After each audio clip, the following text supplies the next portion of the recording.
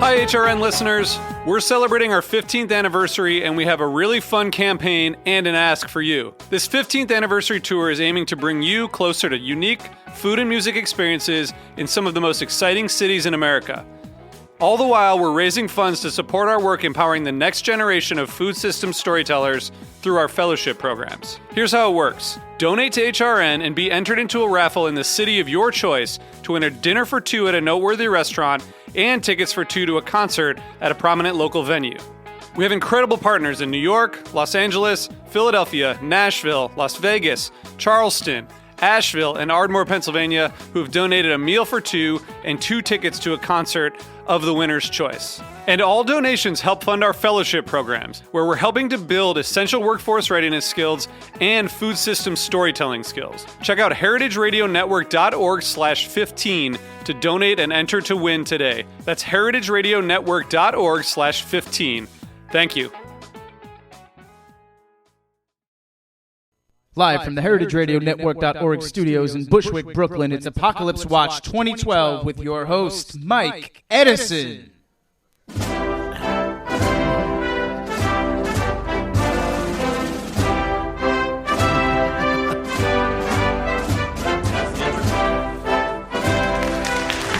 Well, all right. Back in Bushwick. Can anybody hear? Can you hear us, Chuck? All right, here we are in Bushwick. This is Mike Edison. We got a room full of Heritage Radio personalities. We've turned this into our mobile recording studio and newsroom for the night. I'm here with my co-hostess with the mostest on Sunday afternoons here for a special appearance, Miss Judy McGuire. Yes, I come out at night sometimes. And host of Beer Sessions Radio, Jimmy Carboni. We've got some special call-ins from some swing states and some beer drinkers. Don't trust a candidate who doesn't drink. That's what I say. Not even a Coke. I mean, you can't even have a coffee.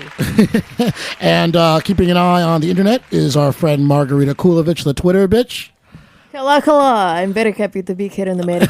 And of course, the world's greatest piano player, Mickey Finn. Yay! Also plays the organ. His, not mine. Woohoo! And here we are, election night. Judy, you were fretting all day. I've never seen anybody so panicked in my life. Well, it's not even like that I like Obama. I am in a panic. I don't find the election fun. I find it nerve-wracking. It is nerve-wracking. And I'm looking at the updates right now, and, well, depending on who you're looking at. Oh, well, here, Fox did update their thing. They've got Barack Obama with 79 electoral votes to Mitt Romney with 71 coming in. The president has taken Connecticut, Delaware, the District of Columbia, Illinois, Maine, Maryland, Massachusetts, New Jersey, Rhode Island, and Vermont, which is a pretty good test that I know my state abbreviations, and Romney, a few others. Right now, the president is leading, but, man, it's a fucking squeaker out there. The vibe is not good. No, there's a lot of hatred in the world.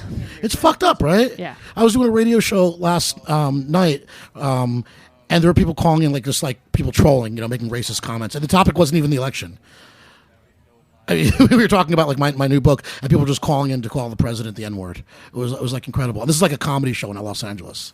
In Los Angeles too. It wasn't even like Mississippi. It was completely out of control. So we've got a huge show tonight, and we're gonna have Rachel Schukert on very soon with some Yiddish curses for Republicans. Good. So you went and vote? You voted in Brooklyn today, Judy? I voted in Brooklyn, and they asked me for my ID, which they're not supposed to do. And I told the battle axe at the table, I never carry any ID. And she said, "What?"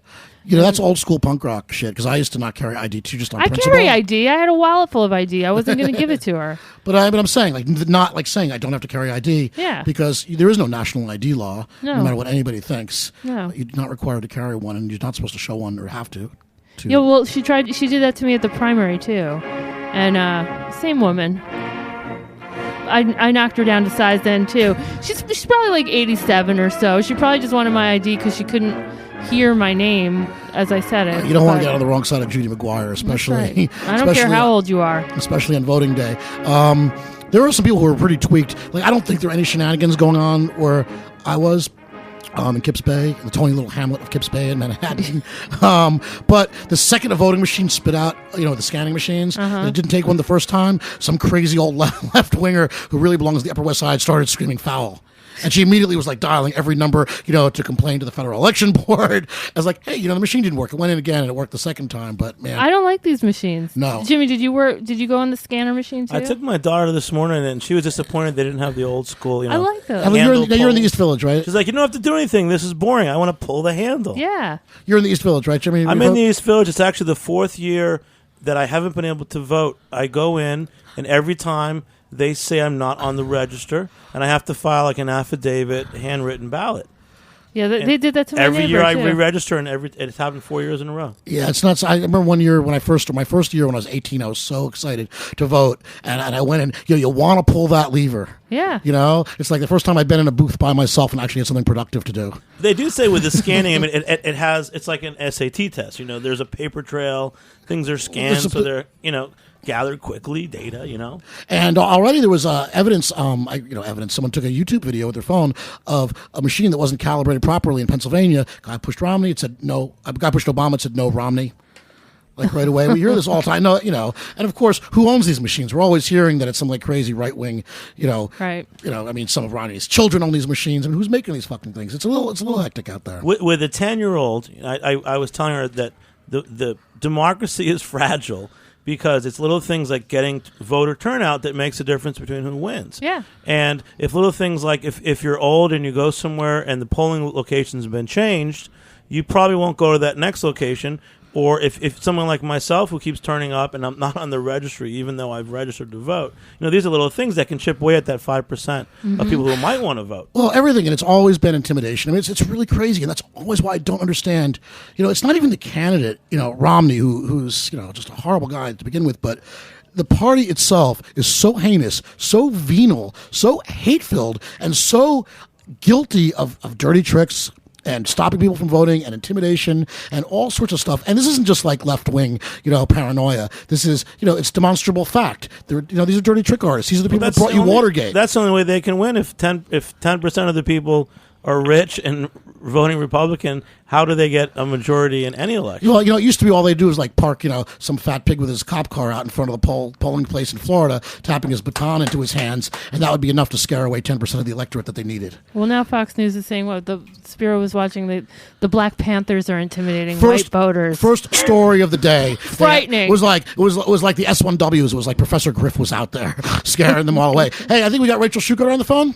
Hi, yeah. Yeah, Rachel. All right. Welcome to Apocalypse Watch. Thank you. I'm smoking in the bedroom. This is strictly forbidden. Well, Rachel's calling in today because I'm very, very nervous. Yeah, we you all and are. me both, sister. And Rachel's calling in today because there's no L train service because of the hurricane. We're still kind of living in the wake of the hurricane. I know. Luckily, it didn't affect my polling situation.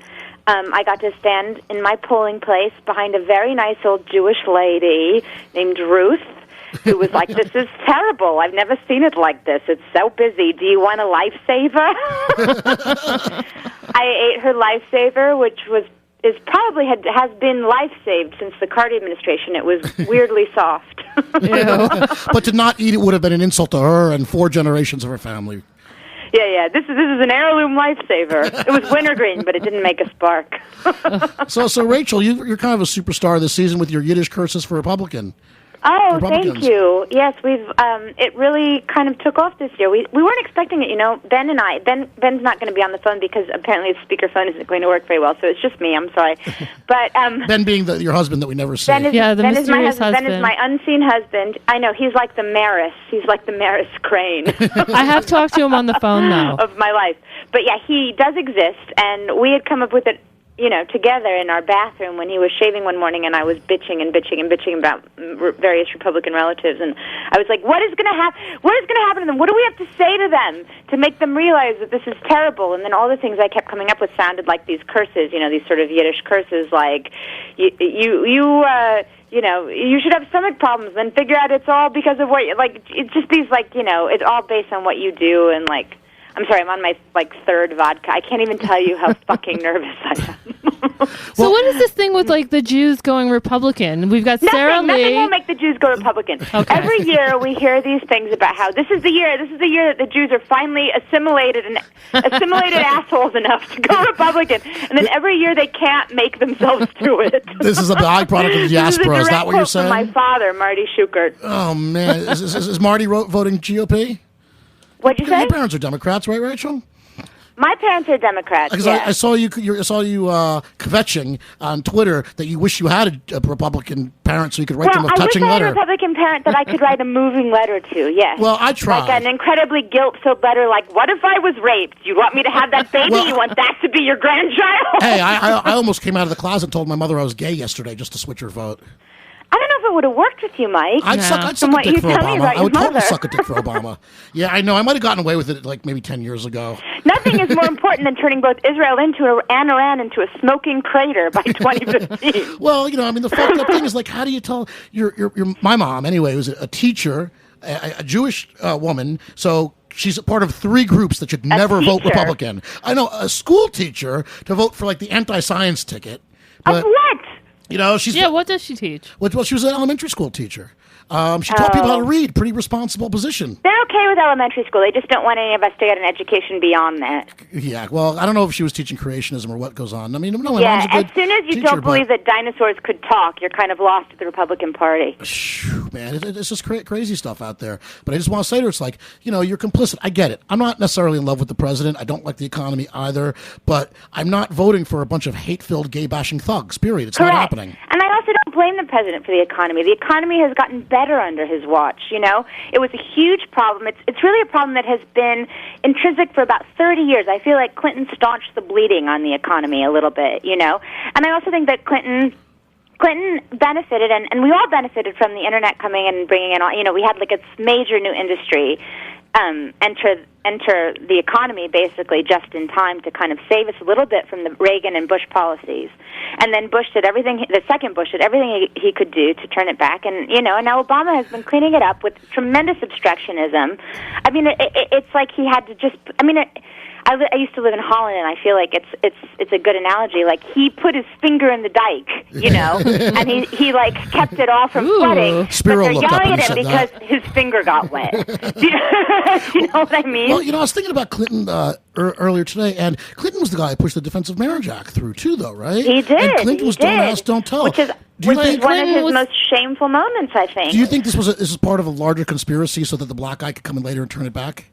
I don't know. I mean, I don't exactly understand.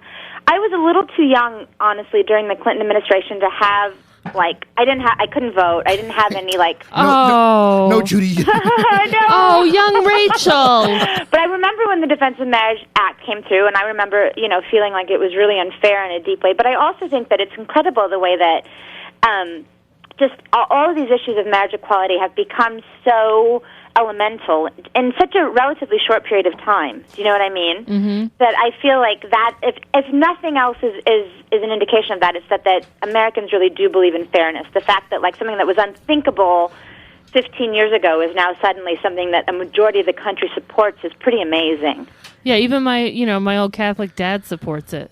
Yeah, because I think that is an incredible testament also to gay people coming out, and because nobody ever changes their mind when they don't have to deal with it. Do you know what I mean? Like, no one ever is going to change their mind if they really feel like they don't know any gay people, and they have, and so therefore all of their sort of weird fantasies about what they're like can fester. Whether they're not going to turn their kids into like little monsters. And I feel that it's been incredibly smart. I don't even want to call it a strategy because I don't think it's that, but I think that the fact that over the past 15 years or so many gay people have been like, you know what, this is just us and we're totally normal, has really changed the mind of the electorate in a really moving way. Let's see. We'll see tonight, won't we, Rachel? That nice Will and Grace. They really changed the world. I really what think about it was the a little Yiddish bit Will and Grace. curses? Yeah, Rachel, give us some Yiddish. They realized that it wasn't Will and Grace. They realized that, like, their nephew was gay, and the guy that works for them is gay, and their gynecologist is gay, and, like, do you know what I mean? Like, the fact that they realized that all these people that they have warm feelings towards are gay, and it's not a thing. Like, it doesn't matter, and it doesn't affect them, and it doesn't affect their marriage, and it doesn't affect anything. Well, the same way that, like, the same way that I mean, I feel like you look at everybody that you know that's married to somebody, and you're like, God, I could never be married to that guy. It doesn't mean that you think their marriage should be invalid. And I feel like that is a little bit the way Rachel, that Mike has a question for you. Same-sex marriage. Rachel, we got to get some Yiddish curses in. We got to like set forth next year in Jerusalem. It's crazy election night thing. That was actually one of our most popular Yiddish curses, which is because I feel like Jewish parents more than anything else just want their children to be happy and marry nice people and have babies. So one of our greatest Yiddish curses is like, Rachel, tell us some Yiddish curses. Come on. And kind and successful and smart. I don't think she can hear us. With you, and then may a constitutional amendment invalidate her marriage to your fat lump Rebecca. All right, Rachel, leave us with a Yiddish curse. Leave us with your most powerful whammy. Lay it on them, baby. Well, my favorite Yiddish curse that we wrote, that was I wrote them all really, mostly. I mean, I don't mean to brag. Since Ben isn't on the phone right now. Since you're in the bedroom smoking and drinking vodka, it's okay. But my very favorite one, and this is quite a subtle one, which was that may you be stranded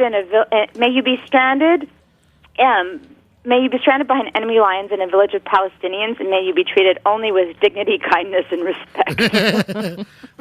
Can you say it in Yiddish? Yeah. No, I can't say anything in Yiddish. What is this, 1914? All right, let's hear it for Rachel. All right. Rachel, go forth, prosper. Next year in Jerusalem, honey. Oh, aesthetic. Oh, that's you. You're thinking. All right. Rachel's got a big night ahead of her, everybody.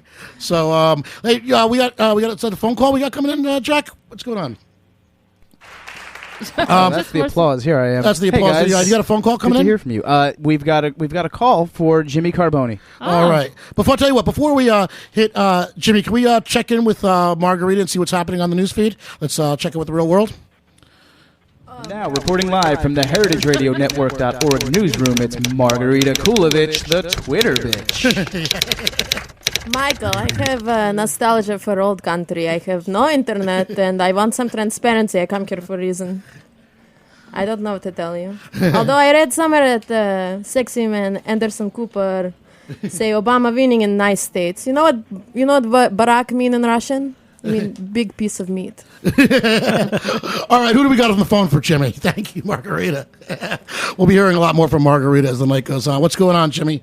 Hey, this is Christine Sismonda, who's been on our show, Beer Sessions Radio.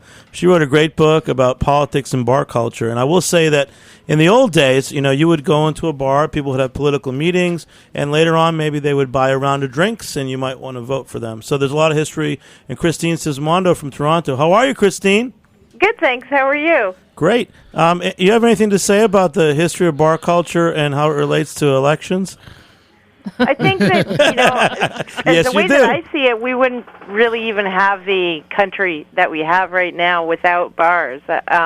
It just was so integral to people organizing and the American Revolution and voting and all of the things that we love about the country now. Awesome. Well, we got a wild bunch here. We've got a bunch of drinkers. What do you think about a candidate for president who doesn't drink? Oh, you couldn't trust that person, I think. I think fuck him. I think fuck him right in the eye is what I think. There, I said it. Wow. Let's go back. Where did... the old school politicians used to pretend to drink even when they weren't drinking. They would have... There was that whole idea of the Mr. Dooley, the barkeeper in Chicago. One of the things that he would say is that all of the politicians would pretend to drink, but he would really be just giving them fake drinks.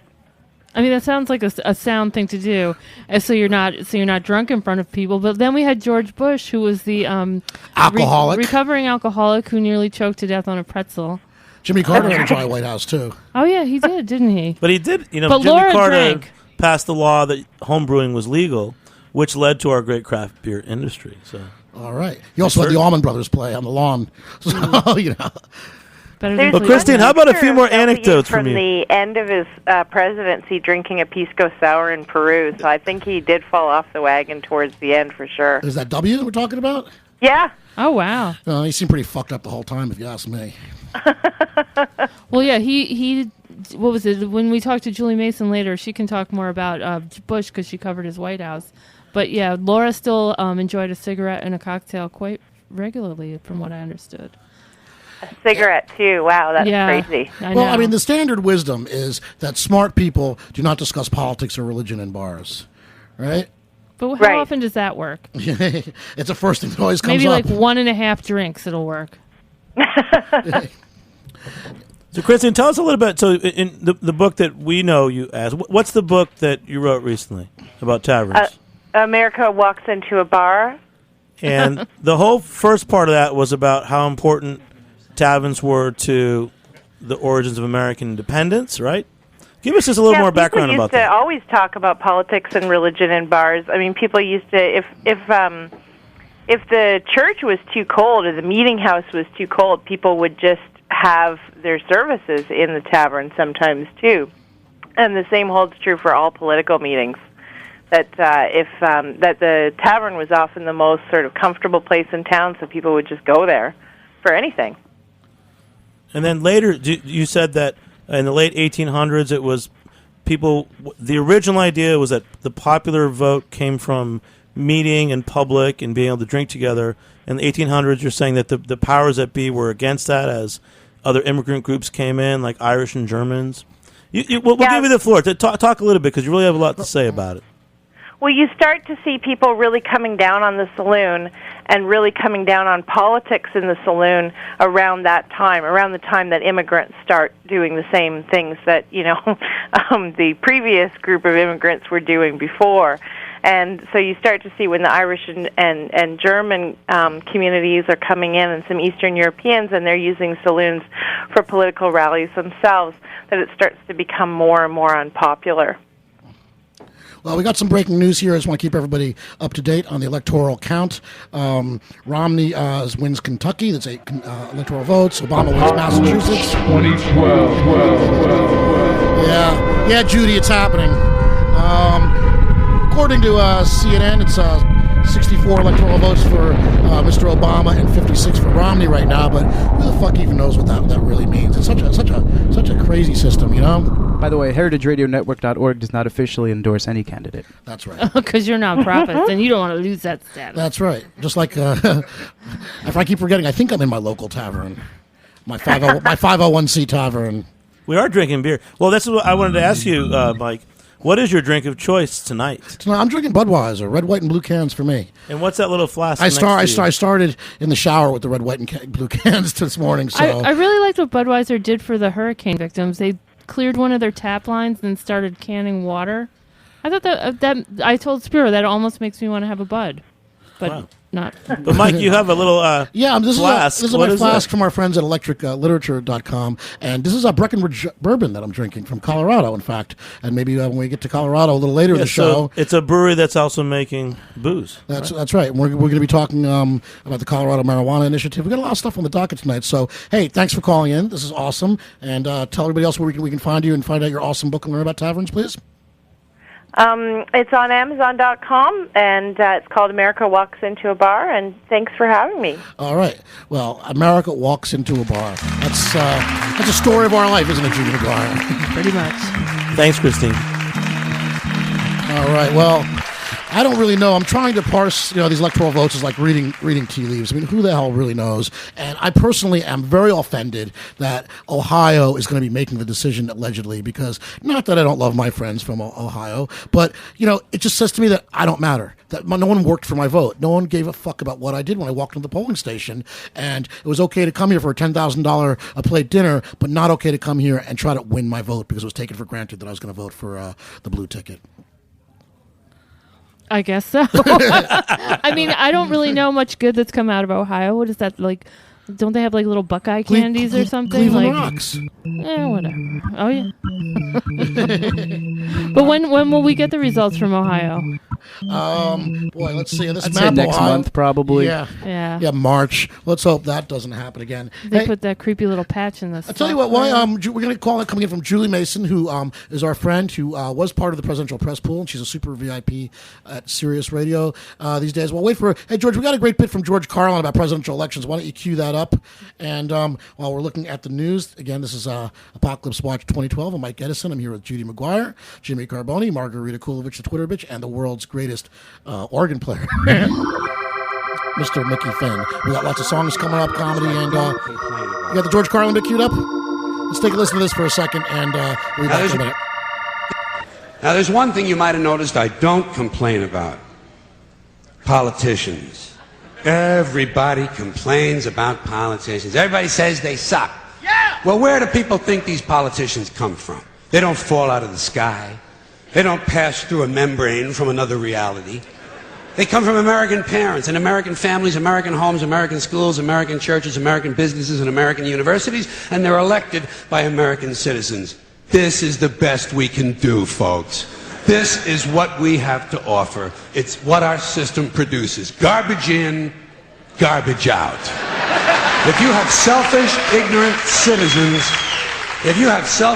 citizens, you're going to get selfish, ignorant leaders. And term limits ain't going to do you any good. You're just going to wind up with a brand new bunch of selfish, ignorant Americans. So maybe it's not the politicians who suck. Maybe something else sucks around here. Like the public. Yeah, the public sucks. There's a nice campaign slogan for somebody. The public sucks. Fuck hope. Fuck hope. Because if it's really just the fault of these politicians, then where are all the other bright people of conscience? Where are all the bright, honest, intelligent Americans ready to step in and save the nation and lead the way? We don't have people like that in this country. Everybody's at the mall, scratching his ass, picking his nose, taking his credit card out of his fanny pack and buying a pair of sneakers with lights in them. So I have solved this little political dilemma for myself in a very simple way. On Election Day, I stay home. I don't vote. Fuck them. Fuck them. I don't vote. Two reasons I don't vote. First of all, it's meaningless. This country was bought and sold and paid for a long time ago. The shit they shuffle around every 4 years doesn't mean a fucking thing. And secondly, I don't vote because I believe if you vote, you have no right to complain. People like to twist that around, I know. They say, well, if you don't vote, you have no right to complain. But where's the logic in that? If you vote, and you elect dishonest, incompetent people, and they get into office and screw everything up, well, you are responsible for what they have done. You caused the problem. You voted them in. You have no right to complain. I, on the other hand, who did not vote, who, in fact, did not even leave the house on Election Day, am in no way responsible for what these people have done and have every right to complain as loud as I want about the mess you created that I had nothing to do with. So I know that a little later on this year you're going to have another one of those really swell presidential elections that you like so much. You'll enjoy yourselves. It'll be a lot of fun. I'm sure as soon as the election is over, your country will improve immediately. As for me, I'll be home on that day doing essentially the same thing as you. The only difference is when I get finished masturbating, I'm going to have a little something to show for it, folks. Thank you very much. Well, all right. George Carlin, telling it like it is. Oh, man. Should be more of that. You know, I was thinking, though, today at the election polling place, why isn't Election Day a national holiday? You know, I just don't get it. It's like there were people there who were complaining. They were taking off work. The lines were insane. And some of these people like work. I live in a neighborhood where there are a lot of hospitals. The last thing you want is someone taking off from their job as a emergency room nurse and waiting in line to vote. Why isn't the whole process is completely screwy because it varies so much from state to state. And yeah, it should be a day off, but it should really seriously take you like 5 seconds to vote. It's not that complicated. Hey guys, you remember Michelle Bachmann? Yes. Oh, how could we forget? So I just went outside for a smoke and I met a woman who claims to have had an affair with Michelle Bachmann. Do you want to check in with her? Can we bring her on the show? Yeah, well, it's weird, but I mean, Michelle Bachmann's lesbian lover. Yeah, that sound you at hear, Roberta's only in Bushwick. That sound you hear is our ratings going through the roof. You better come up with some real dirt, girl. Ustream can't hold us. All right. Well, welcome to Apocalypse Watch 2012. Thank you for having me. My name is Cheyenne Lilith Kratowski. I am a junior instructor at Happy Hibiscus Yoga Ashram in Vermont. I understand I'm here to talk about Michelle. Yeah, she's kind of a milfy senator, right? I find that disrespectful and also vague. She believes in dinosaurs that lived at the same time as men walked the earth. And I believe in the unity of humankind and the power of crystals, so we all have something to believe in. And isn't she the one that thinks that Muslims have infiltrated the White House? I will tell you this. I infiltrated her heart, and, And her that's labia. more important to me. Well, that's one part of it. I don't know if you've ever examined the female anatomy, but that's just a very small percentage of the female body. When did this happen? It's been on and off for about 6 years. I was at an Ashtanga seminar just outside of Burlington, and I was driving in my Bronco with my best friend Butao, and I looked at the window and I saw a woman who was only wearing a dandelion chain and a life jacket, and I said, "Pull over, this woman needs our help," and Butao said, "Okay."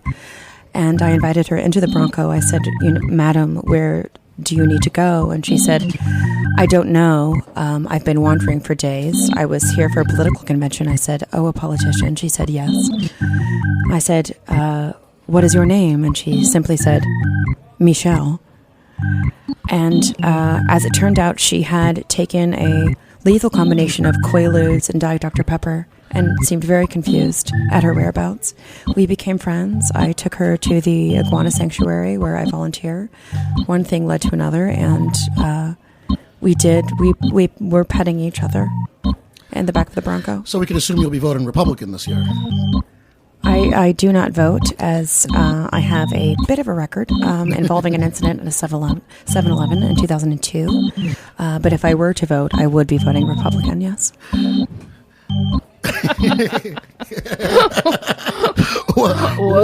Well, the male fantasies of the average radio listener is finally satisfied.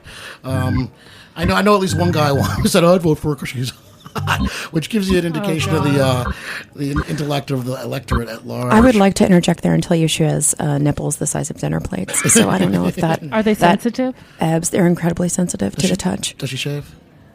What? Does she shave what? How much does she shave? I would say this, out of the place Three where Stooges, she looked closest to curly. The place where the vaginal ultrasound would go. No, it's like a golf green. Okay. We have a good friend of ours, Julie Mason, I think, is on the phone. But don't go away. We want to hear more about the lesbian adventures of Michelle Bachmann. I do. Judy does. Judy, you're blushing. No, I'm just sweaty. Judy, are you lonely? It's my boyfriend right here. That doesn't mean anything to me. I think the three of you make a perfect couple. Hey, do we have Julie Mason on the line? Yes, we do. Hey, Jules. Hey guys, how are you doing? So who's going to be our next president? The same one you've got now, I think. You're the only one here who really knows about politics? Wait, the black guy? That guy? Yeah, I think he's going to win again. Awesome. I'm willing to be wrong, though. It wouldn't be the first time. But you're a real political journalist, Jules. You can't be wrong. You're our pundit. You're our talking head. No, I'm part of the hated pundit class. We get everything wrong and overhype wrong things. We're out of step with America. Y'all part of that media bias. Y'all are biased. But you work for the lamestream media, Julie. I do. I'm so ashamed. I have no cred on this show. So what is your covering? Is it just for the POTUS station, correct? POTUS channel, right? On Sirius Radio. As we are on Sirius XM Sirius Radio. Yeah, that's right. Because I couldn't take 9 to anything called 11, I'll be POTUS anchoring seriously. our coverage. I'm really excited about it.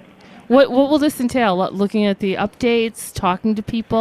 It's gonna, you know what? So far, Judy, I'm gonna be wearing my glasses. Mm-hmm. I'm gonna be speaking in dulcet tones. Oh yeah, try that voice out. Analyzing some results. I'll be reading some blogs.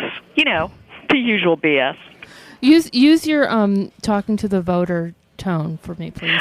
Oh, you want to hear my compassionate tone? Yes. This is Judy, please give. Hey, Julie. Did you vote? Judy, did you vote? I did vote. I think we scooped you all with Michelle Bachmann's lesbian lover we have sitting here. Say hello. I know. I feel like I need to interview that woman. I still have a lot of questions, especially about the dinner plates. I'd love to answer those questions for you. All night long. I'll interview you all night long, lady. I've been homebrewing a vat of my own kombucha for the last 6 months. I'd love for you to come taste it. So anyway, so you're going to be live starting at 9 p.m., correct? Yeah, that's right. I'm looking forward to it. They've cobbled together a very long montage to open the show, so I won't have to talk as much. A montage of what? Like the best of Obama? From, the campaign trail, things the candidates said, stuff that happened. Because no one was paying happened. attention. Oh, man, I turned on Fox today. It was just, give it up already. There's like, still bashing Obama, and Romney's going to do this. And it's like, the campaign's over, lady. Get past it. These are they're getting their last shots in before the reelect. But, they've been obsessing about that one Black Panther who's been standing outside a voting place. Well, I think it was the greatest menace to democracy. I'm glad to see Professor Griff still has a job. Well, you know what Flavor Flav said. You can't trust it. Awesome. Well, you actually know the president a little bit, as such as it goes, being part of the press pool, right, Julie? You're close. Yes, I do. You guys hang out? Both. You drank the White House beer? Yeah, no, I've never had it. They don't give it out, and it kills me because it looks delicious. Oh, that's so unfair. So I have boosted Bo cookies from the West Wing, though. Aren't those dog biscuits? No, they're like cookies that they make, and they frost them to look like Bo. Are you and I've sure walked they're out not with a few dog? in my purse. I think I can still vote in America. Who's your favorite president to cover? I guess I've only covered two. Judy, I loved covering President Bush. He was so funny. And all my civilian friends say, I'd rather have a smart president than a funny one. And I think that's a false choice. I think America deserves both. But also, when you're stuck in the office with him all day, you would prefer the funny guy. You want the fart jokes. You do. You don't want all serious policy, talking about serious things like President Obama. No, he's not President Obama's not a people person. George W. Bush was people power. He was all about it. That's all he had going for him. But no, Obama's not funny. Clinton was a funny guy, though, right? Clinton used to love to tell jokes. There's a famous story of him telling that lesbian joke at Bobo and getting busted by Vanity Fair on page 6. That's right. The reporters who covered him really hated him, though, because he was always late, and it just was a huge hassle, and he had no respect for other people's time. And they found him very pompous and phony. Well, has there ever been a president who wasn't a true narcissist? No, they're all narcissists, but that's a separate issue. It's kind of part of the job. I mean, it just shocks me when they were reeling off the stats today. 1,100 days of campaigning and $1 billion has been spent. I mean, who spends $1 billion for a job that pays $400,000 a year? I know. I would say that $1 billion has been wasted. Yeah. Especially if it comes down to Ohio, right? And we could end up with a status quo election where we end up with a Democrat in the White House, a slim Democratic majority in the Senate, and the House controlled by Republicans. Boom, $1 billion. It's actually $6 billion when you include all the super PAC spending and all the other ancillary spending. It's $6 billion boondoggle to get us the exact same government we have today. Nothing changing. Sorry. So you don't believe in the audacity of hope? The audacity of mope. You don't see Obama making big changes if he gets reelected, like Clinton didn't do in his second term? Wait. Forward is his motto, isn't it? You know what they do? You know what they do in their second term? They travel abroad. That's what they do. The dude is going to be gone. He's going to be traveling to Europe all the time. You're not Bush, even he gonna didn't see him. do that, though, did he? Yeah. He did? Oh, I thought he didn't like to travel too much. He didn't like to sightsee, but he liked to travel. He liked to be away from Washington, but he didn't like museums and stuff like that. Culture. Which I don't think that surprises America. No. Well, yeah. Well, thank you so much for coming on our show today. Oh, it was a treat. I've been looking forward to it all day. Julie, come join us in person on the Mike and Judy show, please. We'll feed you Who pizza. Get a word in. The three of us on one show? No. Julie, make a bold internet. before you leave, make a bold prediction. A bold prediction? You mean about the presidential election, Jack? Or in general, I mean. Oh, gosh. All right. I think Mitt Romney's going to win Virginia. All right, you heard it here first. There it is. Stirred up. I know, it did. All right, Julie Mason, everybody, thank you so much. Speaking of talking about Fox News and CNN, and I'm kind of watching the CNN ticker. Hey, Jack, you got that Sarah Palin clip? Maybe we can run when Katie Couric asked her where she got her news. That's a classic. I wanted to revisit this, and this is the leadership that we've been offered, and why it's so. Here it is. It's so amazing that these are the choices that we're given. And when it comes to establishing your worldview, I was curious, what newspapers and magazines did you regularly read before you were tapped over this to stay informed and to understand the I've world? read most of them, again, with a great appreciation for the press, for the media. But like what one specifically? I'm curious that you... all of them, any of them that have been in front of me over all these years. I have a vast variety of sources where we get our news too. Alaska isn't a foreign country where it's kind of suggested. It seems like, wow, how could you keep in touch with what the rest of Washington, D.C. may be thinking and doing when you live up there in Alaska? Believe me, Alaska is like a microcosm of America. That was really disturbing. I've seen it a couple times, and it never fails to disturb me. But I think you should have I think she could use a womanly touch. I would be interested in discussing that. And womanly touching her. She's beautiful. I actually have a bisexual support group called Womanly Touch. That's beautiful. It sounds like it's all spelled with numbers. That's Mickey Finn playing the lesbian theme. I love that at least there was a Sarah Palin porn movie, Nailin' Palin. Yeah. Spiro may be familiar with that. Starring Lisa Ann. I'd like to see Nailin' Palin. Oh, we could make that happen. We could definitely make that happen. Man, that was the moment, though. It's just like, how could you be confronted and like even say to someone who's going to vote for, take that Sarah Palin, who's one heartbeat away, and they're so convinced they're going to vote Republican that even that doesn't sway them. Yeah, well, that was frightening. She couldn't even come up with like Time magazine or something, like all of them, all of the newspapers, all of the magazines in all of the world. So I get my news from Twitter, but most of all from our friend Margarita Kulovich, the Twitter bitch. Hey, Margarita, what's happening there on the internet? she's speechless. What could this mean? Yeah. White chick politicking. That's Sarah Palin. That's my man. 2 Chainz. Give me some of that. Okay. Well, Obama telling everybody stay in line, stand in long line, standing long line and vote. Just like your country. Yes, nostalgia again. Except for you, would be waiting for a loaf of bread. Not yes. Well, we wait for food in New York this week too. It is like home. I don't know any different. And what else? Anderson Cooper tell me Romney leads with 73 to Obama 64. He remind you 270 to win election. Okay, so we wait.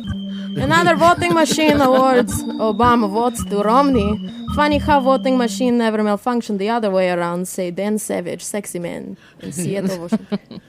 Now, reporting live from the HeritageRadioNetwork.org newsroom, it's Margarita Kulovich, the Twitter bitch. All right, okay, thanks. one more. All right, thanks. That's Jack Kinsley's producer of the stars going nuts with the sound effects. Where are the kittens? Where are the kitten noises? They're dying, clearly. Oh, my God. What else you got for us, Margarita? Well, I cannot skip Bill Maher. He is my favorite. What about Donald Trump? I thought you liked American businessmen. He cannot say anything. He say this election take a long time to figure out. I say this too. Okay, Bill Maher say O'Reilly just said people vote for Obama because they want stuff. Then cited blacks, Latinos, and women. White men in U.S. totally self-reliant. Self-reliance. We like this. I think Obama bring us this or more socialism. But I don't know. My mother says it. All right, I'm just checking the news ticker here. Romney takes Tennessee and Arkansas, Ohio, Pennsylvania, Florida, and Virginia, the swing states. Still too close to call. Kittens. Oh, there are your kittens. I had a very moving moment with my cat, Jeepster, today. He told me he was gay. I have a boyfriend for him. Really? A little foster boyfriend that you can have. When I came back from voting for Obama, he told me he was so proud of me. Aww. Because he's gay. Well, Mike, I'm going to leave you guys now. Hey guys, we got a call in from a listener. Oh, what? Hullabaloo. What? I did not screen it, so here we go. All right, well, hopefully we're not getting trolled like I was the other night. Welcome to Apocalypse Watch 2012. Who we got in line? How you doing, guys? I'm so happy that you guys are broadcasting today. Yeah. Thank you for being happy. Who are you? I heard a Russian person. Is this a American station or? I am an immigrant. This is the land of opportunity, the land of the free. That's Margaret. Oh, indeed. I just wanted to say that I'm really proud of you guys for putting it out there. That we're a free country. That everyone can have their vote, and I really like what you guys are doing. Thank you. Well, all right. The vote of confidence from America. Oh, there it is. Thank you guys so much. Have a nice night. All right. All right. Jen, you look thoroughly confused. This is our friend Gentolic, everybody who's sitting here with us. Hello. You sound suspiciously like Michelle Bachmann's lover. I have no idea what you're talking about. I was waiting. I couldn't follow. I couldn't follow that sexy, sultry Russian. Oh man, I'm getting ideas for the second part of the show. What are you thinking, Mickey? We'll keep working on that music. Oh man, it's making me crazy. So, all right, well, I'm gonna get out of here. You're gonna go have some dinner here. I'm gonna go have some Roberta's. dinner. Before you go, share with us the scene from. Hey Jack, guys, we have an eager young woman who wants to know if you guys know who's winning the election. She's on the phone. What election? Hello. Hi. I'm just wondering. I can't tell from the news who's winning. Who won? Wow. Julie, stop playing tricks on us, Julie. So far, it seems to me like you're winning. Come on. Well, winning is such a vague concept at this point. What do you mean? I'm looking at Barack Obama's 70 electoral votes to Mitt Romney's 88. That's according to Fox News, so take it with a grain of salt because CNN might be behind. But oh man, there's a lot. There are a lot of things going on. Is there a kitty in there? Yes. We're also running here at Heritage tonight. We're running a side poll, which is who is better friends with the Black Eyed Peas, and so far Barack Obama is leading 6 billion to 0 to Romney. Man, well, if you can judge the quality of a man by the pop stars that he keeps, boy, oh boy. Did you hear that Meatloaf clip? You should get that clip up too if you have a second, Jack. That bit with Meatloaf singing at the Romney thing. It was, I mean. Wait, you're giving the kitty meatloaf? What are you doing to the kitty? Seriously, guys, I thought this was an election show. You know what? I'm going to call PETA right now. Where are you? We all just passed out simultaneously from fear. I'm sorry, we're just coming to again. Yeah. Do you have Pete on the phone? No. You know what? I'm going to tweet PETA right now, and they're going to come for that kitty. It's a PETA tweeter. Okay. Yeah, I'm going to PETA the Twitty. All right. Thank you for your insight. All right. Judy McGuire is Bye. taking off. Thank you so much. There you go. All right, you getting tangled up there, Jen? You getting tangled up? So we want to go into this. I'm getting tangled with Jen. It's kind of fun. It's Tangled with Jen. It's porn I made back in the 90s. There needs to be more political porn. I can't believe Judy's gone. Judy's gone. I know. Well, she had to go eat here at Roberta's because we are broadcasting live from Mike, do you know that in Colorado it's a swing state, and the governor founded a brewery many years ago called Wine Coop, and we're going to talk to one of the representatives from his brewery in a little bit. I'm looking forward to that. Let's play a speech right before that. And okay, but before we get there, I just want to mention Colorado. I am enjoying some Breckenridge bourbon tonight. Made it 9,700 feet up in the mountains there in Colorado. It's good. It's political juice. Colorado's the Mecca. I heard that for many years, maybe 50 or 100 years, Missouri was the state, the bellwether state. However Missouri voted was how the country voted for presidents. Right. And the last election, I think the bellwether went to Colorado. I don't know how they determined that. Whatever happened? Colorado's a bellwether state now. Whatever happened to the whole image of politicians hard drinking, smoking cigars? I mean, for years I thought caucus meant smoke-filled room. I thought that was 70s airline pilots. Man, I'm old. I remember when they used to smoke in What's hospitals. better than a governor who had a brewery? I mean, that's kind of cool. When he was elected governor, he rode in with the brewery horse, the Clydesdales from Bud. He had horses and a wagon with beer on the back, and he rode through Denver. Well, speaking of alcohol, which connecting the dots to prohibition, isn't Colorado one of the states that has a marijuana initiative on the ballot today as well? Yeah, that's pretty interesting. God bless. To legalize marijuana for personal use. Frankly, it's about fucking time everybody just wised up that putting people in jail for getting stoned is fucking retarded, period. I mean, seriously. It would be our biggest public health policy. If you legalize marijuana for personal use, you decriminalized it, you would save a lot of money. Well, one of my big problems with the whole thing is why is law enforcement making health decisions? Which is what it comes down to. You want a cop in charge of making, which goes to medical marijuana, but also to the relative safety of marijuana as a benign drug. How many marijuana overdoses have there been on record? Zero. None. Or conversely, why are they not making decisions on pharmaceuticals? Because marijuana is not a pharmaceutical. It's a plant. It's an herb. It grows from the earth. And I can walk into a Duane Reade tonight if I want to get high off a Zyrtec D. I pop a couple of those in a glass of vodka, and I'm going to feel just fine. Ooh, what's that? Potentially run my Subaru into a tree and take some people out. But you're not. I mean, obviously, this is. How about this? Why don't you guys tell us legal ways to get high? More other legal ways to get high. Zyrtec D. This is I've heard this. I've read this on the internet hypothetically that you can cut one in half, ingest it, or put it into a glass of champagne, which I'm not drinking right now. The crazy thing was, I'm so old school about these things, and occasionally the doctor might give me a painkiller for legitimate reasons. So I have some Vicodin or some Oxy in my house, and okay, so I take one, I take two, I take three, I take four, smoke half a joint, drink half a bottle of wine, trying to get to where I'm supposed to go, and then I realized because I started watching some of these reality shows, I'm doing it wrong. The true hillbilly way to do that Oxy is to crush it and snort it. I can't believe I had to learn this shit from watching reality TV. I thought I knew all there was about taking drugs. Well, I like smoking. But it didn't even occur to me to crush and snort a Vicodin. Right? It's a pill, right? You put it in your mouth, you swallow it. I mean, with bourbon, which is probably against the prescribed usage, but nonetheless, that's the way I do it. I put the pill in my mouth. I mean, I was born and raised in Kentucky, so I was raised with drinkers, right? Bourbon drinkers, to be specific. That'll get you where you want to go. And, well, it'll get you to a numb place, but honestly, I had a very intense conversation about marijuana with my mother recently, and she said, Gian, I think if it was legal, I would be interested in it.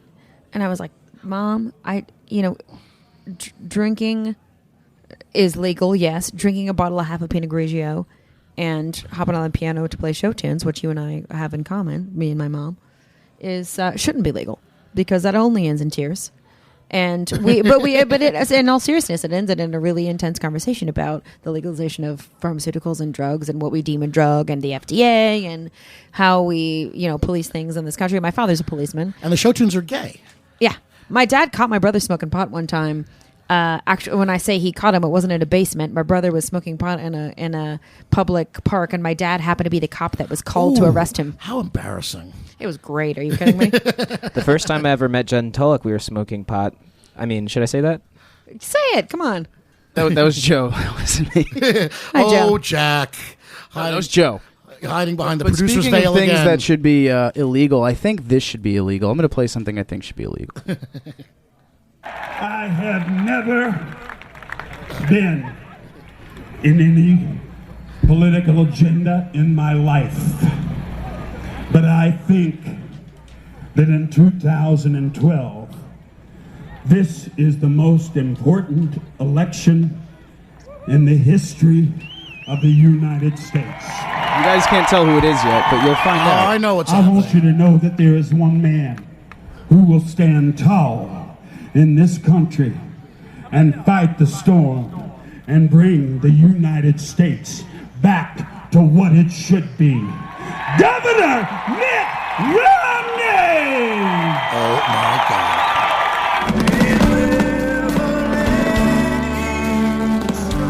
Oh, go ahead now, brother!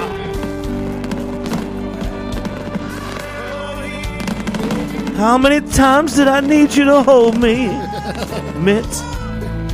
And you didn't hold me. Coming from a man who's named after a dinner that can only be accompanied by ketchup. How many times did I need you? It's Meatloaf apparently eating the microphone while he sings. It's so fucking bad. It's unbelievable. I'll tell you. Kid Rock and Meatloaf. Man, unbelievable. There's a guy who knows about taking pills, though, Kid Rock. He wrote the book on that shit. That was a guy who's putting Ambien on his cornflakes. I'll tell you what, though, this inspires me. I think we're going to have to do a song. Me and Mickey are going to have to do some protest music. So we got that coming up after the hour. I was thinking too about all these pop songs too. When are these guys going to learn to quit trying to, grab these pop? Like every time someone grabs a pop song, it becomes like an embarrassment, like the Nine Inch Nails thing, right? Or the Rage Against the Machine, rather, right? Right with Ryan. Like seriously, and Ryan, Rage, really? I mean, he looks like a fucking juice head anyway in those pictures of time. I'm not that surprised. They ordered a cease and desist every single fucking time. You stand for everything our band is against. Fortunately, Bill Clinton used to do cocaine with Stevie Nicks, so they got away with that whole Fleetwood Mac thing. You can give me a little keyboards on that when I make these zingers. That's Mickey Finn, world's greatest piano player, everybody. All right. Hey, we're going to take a quick break. I'm going to set up the guitar so we can play some music, I think, and do a protest song. But, Jack, you got that American president speech? There's no value in this kind of character debate. Arthur? Robin, will the president ever respond to Senator Rumson's question about being a member of the American Civil Liberties Union? Yes, he will. Good morning. It's all right. Please keep your seats. Good morning.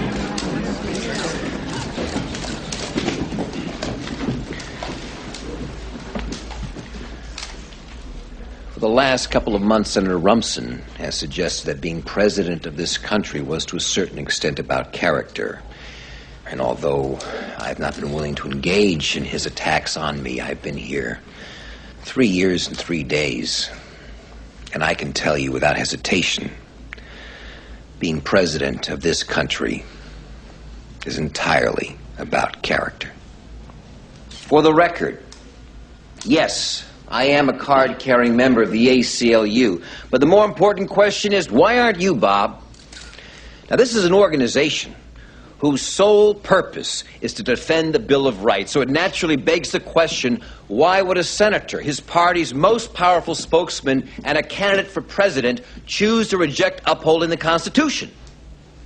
Now, if you can answer that question, folks, then you're smarter than I am, because I didn't understand it until a few hours ago. America isn't easy. America is advanced citizenship. You've got to want it bad, because it's going to put up a fight. It's going to say, you want free speech?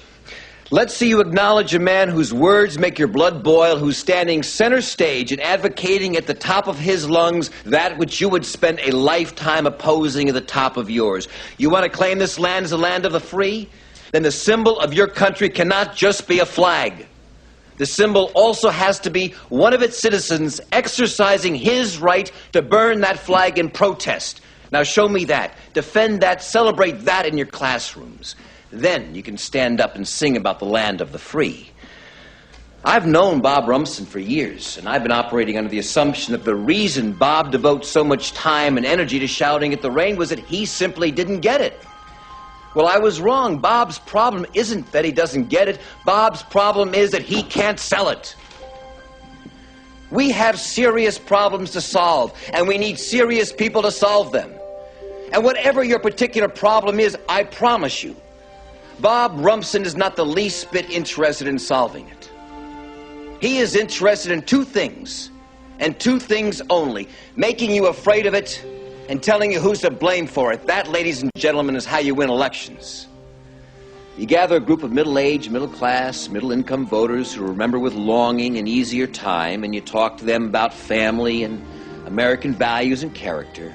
And you wave an old photo of the president's girlfriend, and you scream about patriotism. You tell them she's to blame for their lot in life. And you go on television, and you call her a whore. Sidney Ellen Wade has done nothing to you, Bob. She has done nothing but put herself through school, represent the interests of public school teachers, and lobby for the safety of our natural resources. You want a character to debate, Bob? You better stick with me, because Sidney Ellen Wade is way out of your league.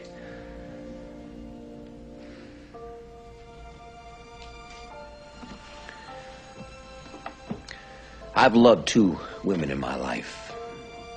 I lost one to cancer, and I lost the other because I was so busy keeping my job, I forgot to do my job. Well, that ends right now. Tomorrow morning, the White House is sending a bill to Congress for its consideration. It's White House Resolution 455, an energy bill requiring a 20% reduction of the emission of fossil fuels over the next 10 years. It is by far the most aggressive stride ever taken in the fight to reverse the effects of global warming. The other piece of legislation is the crime bill. As of today, it no longer exists. I'm throwing it out. I'm throwing it out and writing a law that makes sense. You cannot address crime prevention without getting rid of assault weapons and handguns.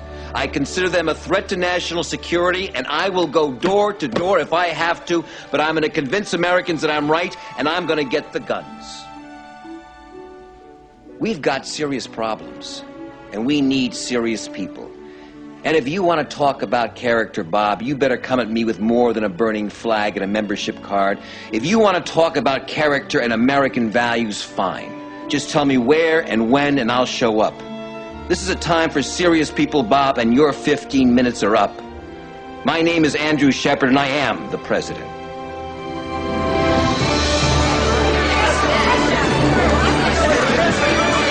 Pleasure, Jack. You guys are terrific. Well, how about that? Can you dig that? Why can't someone in real life give a speech like that? I would love to try. Oh, my God. We're joined right now by our friend Estelle, who is a great Obama supporter. Why don't you tell us about yourself? My name is Estelle Rosemary Van Buren. I live in Yonkers, New York. You know, in 1951, I was doing a WW2 movie with Sal Mineo, and he came up to me and he said, you know, Estelle, why can't I bring my gentleman friend to the MGM ball? He was light in the loafers, if you received my meaning, but he put a suit on it. So I was one of the only few who knew, me and Jeff Chandler, but that was only because I think they were bumping uglies. And, you know, I said, Sal, it's never going to happen. Gay marriage is, you know, gay relationships in general, outside of the Greek Olympics and, you know, a couple of pulp novels that I may or may not keep in my bathroom, in the upstairs bathroom. It's not going to happen. And he said, you know, well, Estelle, I dream of a day when it will. And I got a cousin who's got a son. I guess that makes him my, I don't know what it makes him. I'm related to him as a point. He lives in Tucson. And, you know, he's got a little boyfriend. They met, they were both musical theater majors at Carnegie Mellon. And he called me and he said, Grandma Estelle, that's what he calls me. He said, you know, who you voting for? I said, you know, the black guy. And he said, which one? And I said, you know, Will.I.am. He said, he's not on the ballot. And I said, that's fine. And we've been going through Will.I.am. He made it a laminated cultural encyclopedia for me because he was trying to prep me to meet his boyfriend. He didn't want me to Will.I.am embarrass him. from the pop group, the Black Eyed Peas. The Black Eyed Peas, I love them. I can't get enough. They really ruffle my tail feathers. They really do something to me. It blew my bangs back. The first time I heard them, I swear to God, I had no bangs. Blew them straight back as if you put a salve in them. So I said, you know, I'm voting for Obama in all seriousness. And he said, can you tell me why? And I would like to tell you and your listeners why right now. Vote for why. But again, why can't, the question was, Estelle, why aren't real presidents like movie presidents? Why can't they come out and give that speech? I love that speech. I love the bit about the ACLU. It's hard to refute. I love the part where he rips up his own bill and says, I'm going to go get the guns. Obama didn't go and get any guns. He was actually pretty soft on that, on the guns, right? We have not seen presidential bone structure that's really fit the bill since JFK, and I think we can all agree on that. But I'm talking about the message, Estelle. I'm talking about the jawline of a prince. And Obama is put together pretty well. Hey, let's check in on the news right now. Well, if you have a chance, Estelle, don't go anywhere. I see you're enjoying a spritzer. It's a white wine spritzer. Yeah, be careful with that. Pinot Grigio. Romney takes Tennessee and Arkansas, Ohio, Pennsylvania, Florida, Virginia. Still too close to call. Some scary shit going on out there. Fuck yeah, that'll blow your skirt up, right, Estelle? Okay, Mitt Romney, 154 to Barack Obama, 123. What's the source on these? Well, I'm sort of toggling between CNN and Fox News, to be honest with you. Oh, man. And I know you fucking liberals never look at Fox, but I think part of it's opposition research, part of it's just, you know, it's kind of like mixing my pain with my pleasure, I guess. But, you know, I gotta... You know, I can't just, you know, look at these like left-wing news sources all the fucking time. It's just... Who's the authority? Is there an authority? There's an authority. Yeah, tonight, Jimmy, I'm the fucking authority, okay? You know, yes, right, here at Heritage News, I am the authority. I think Estelle's the authority. I am the authority on pencil skirts and barbiturates, but No, you know, she's sitting right next to And the presidential jawline. Jimmy, you know... She's aged very well. Thank you so much. Oil of Olay. I swear to God, I could die. I could die tomorrow, but you would never know my age. The president has a lovely complexion, don't you think, Margarita? Oh, yes. You know, right now our big challenge is we're trying to get some beers from Roberta's bar into the studio. That's our biggest We're challenge. working on it. Well, I'll tell you what. Why don't we do a Twitter check with Margarita Kulovich, the Twitter bitch. What's happening out there in the Twitter? And now, reporting live from the HeritageRadioNetwork.org newsroom, it's Margarita Kulovich, the Twitter bitch. And for our younger listeners, that sound is a typewriter. Okay, it is breaking news. Obama and Romney killed in flood, nation-elect, pure-hearted child. Whoa. This is onion politic. This is not real news. I don't even have real news in my country. Okay, and Russell Simmons say 3 words, stay in line. And Bill Clinton, I like. Actually, this is pimp Bill Clinton. I not know if this is real, but I think he is big pimpin'. LOL, they just said internal polling on MSNBC. Hashtag totally, I'm high. And why can't you vote on Twitter? I not understand. It is ergonomic media. You know what is more useful, newspaper or television? I tell you, it is newspaper because you cannot wipe ass with TV. Mike, what time do we figure out who California voted for? Oh man, the great state of California. I tell you what, this sounds like a good time to bust. We got the beers here. Everybody got a beer? We're Jen? drinking California beer. We're drinking Firestone Walker from California. We got people just walking in from everywhere getting beer here. I'll tell you what. I like beer. It makes me a jolly good fellow. I like beer. It helps me unwind. Sometimes it makes me feel mellow. That's a great song by Tom T. Hall. I said I like beer. Oh, Jimmy. Ladies and gentlemen, Jimmy Carbone. I like Estelle. I like you, Jimmy. Something about an older woman who knows her way around the world. I know my way around a dance floor in a bedroom as well.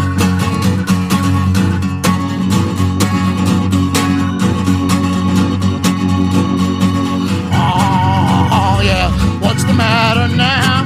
Oh, Lord, yeah. What's the matter now? I said, oh, yeah. What's the matter now? Oh, Lord, yeah. What's the matter now? I said people don't sing like they used to sing. And people don't shout like they used to shout. And people don't dance like they used to dance. Said, oh, yeah. What's the matter now? Come on. Well, one of these mornings, yeah, and it won't be long. You're gonna look for me, and I'll be gone. Down that winding road, down that winding path. Carry my burden, honey, on my back. Because rock and roll has got me, no freedom has got me. Yeah, it's got me on my hands, it's got me on my knees. Oh, Lord, won't you help me, please? And I said, oh, yeah, what's the matter now? Oh, Lord, yeah, what's the matter now? And I said, yeah, what's the matter now? Oh, Lord, yeah, what's the matter now? I said people don't sing like they used to sing. And people don't shout like they used to shout. And people don't scream like they used to scream.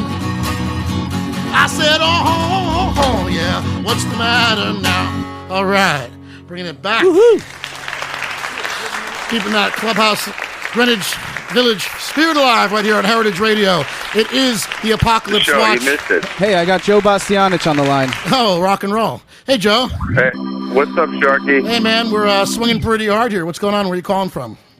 Well, I'm attached to Fox News here, and I think they're calling in for Mitt Romney early. You think Fox is in the bag for Mitt? I think Fox is in on the 6th. Yeah, you would think. It's Joe Bastianich, everybody, our friend from Bobo and Del Posto and star of MasterChef. And author of Restaurant Man, a pretty hardcore book. So how are you reading it, though, Joe? Did you go out and vote today? Did you vote out up in Connecticut where you live? We did. We voted up in the great state of Connecticut, where it doesn't really mean jack shit who you vote for, which is really, I think the biggest problem we have this year is this electoral college, not more than anything. We got to get to a popular vote, so every vote matters. Yeah, I agree 100%. I feel insulted as you do. You vote in Connecticut, I vote in New York. My vote doesn't really matter. No one's worked to get my vote. I want to be pandered to. You know, I want a politician to come over and, frankly, give me the hand job that the people in Ohio are getting.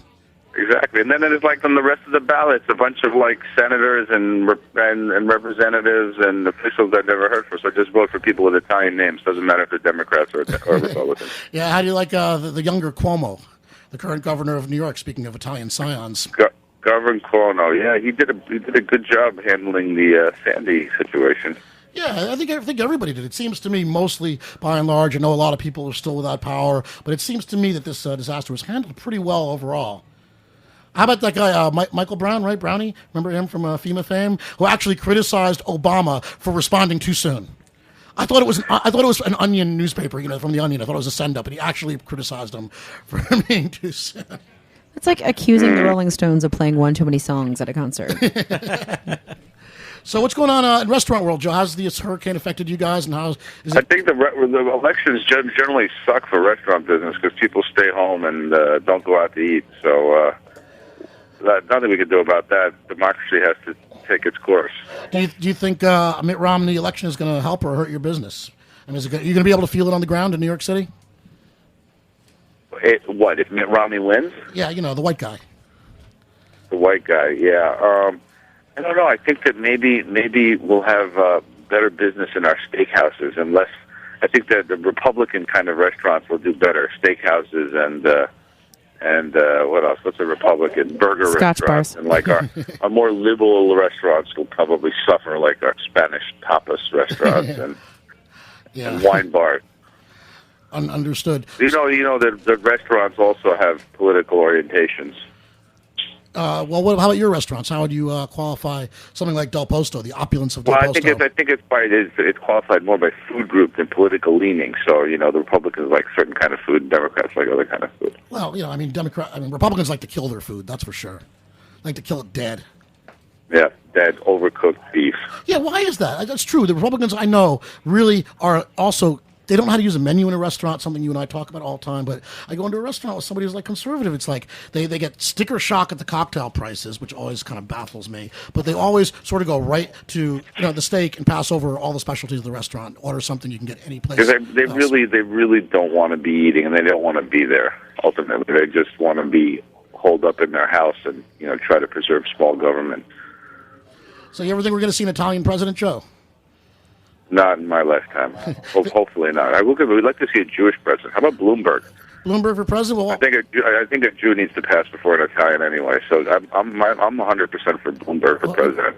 We got a black guy in before the Jew, which is pretty shocking. How about a gay president? How about a lady president? Hey, how about Hill? There's an idea whose time has come. So, but you work with the mayor more or less. I mean, you're a business owner and a business guy in New York City. Is he working out for you? 3-term Mike? Joe? I can't hear you. I'm sorry. What's the question? 3-term Mike is working out for you? I mean, you're a business owner in New York. I think Mike's a very practical guy, and I think he's rich enough that he doesn't have to pander to anybody, and he makes decisions that are generally good for the city and its feelings. All right, well, before you go, I got a question for you, a real question for you, serious question, okay? We're going to pair some wines, okay? What wine would you pair if I were having Barack Obama for dinner? What wine would you pair if I was having Mitt Romney for dinner? Again, it's just like food. Wine also have political leanings. So, like, if you were having Mitt, you would probably have some oaky, overjacked, overpriced California Napa Valley Cabernet. And if you were having Barack, you'd probably have some obscured, effervescent, low-alcohol Northern Spanish white. Oh, man, I can't believe it, too. Well, all right. Thanks for coming on, Joe. Thanks for calling in. This is Apocalypse Watch. Hopefully, the people of Joe, thanks, man. Hopefully, the people of Fox It's going to News. be a long night out there. Keep it up. Keep the coffee brewing. Hopefully, we'll be back. We'll know the answer before March this time, right? All right, Joe Bastianich, everybody. What's happening out there? I see we've got some new guests coming in. We have I believe, a Republican accountant, someone responsible here, an adult in this group, finally. Come on, is Joanne here? Yeah, I found an old clip you might like, too. Hunter S. Thompson. Okay, set us up with, I love we have some classic campaign clips. Set us with Hunter Thompson first, and later we'll get Hunter Thompson is a moralist posing as an immoralist. Nixon is an immoralist disguised as a moralist. This is James Saul. Surfaces every day. Hunter Thompson is a moralist posing as an immoralist. Nixon is an immoralist disguised as a moralist. This is James Salford. There'll be thieves in Autorex and Aspen whoever gets elected. But Hunter represents something wholly alien to the other candidates for sheriff. Ideas.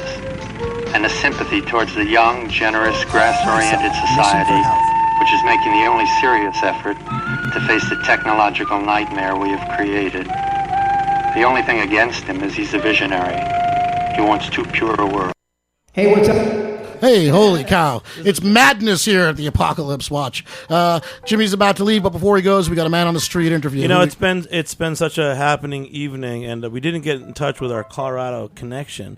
But instead, we have John. The chronic Colorado who is connection, Daddy. our Chinatown driver who's awesome and a good friend. John, tell us your full name, because you're a successful American immigrant.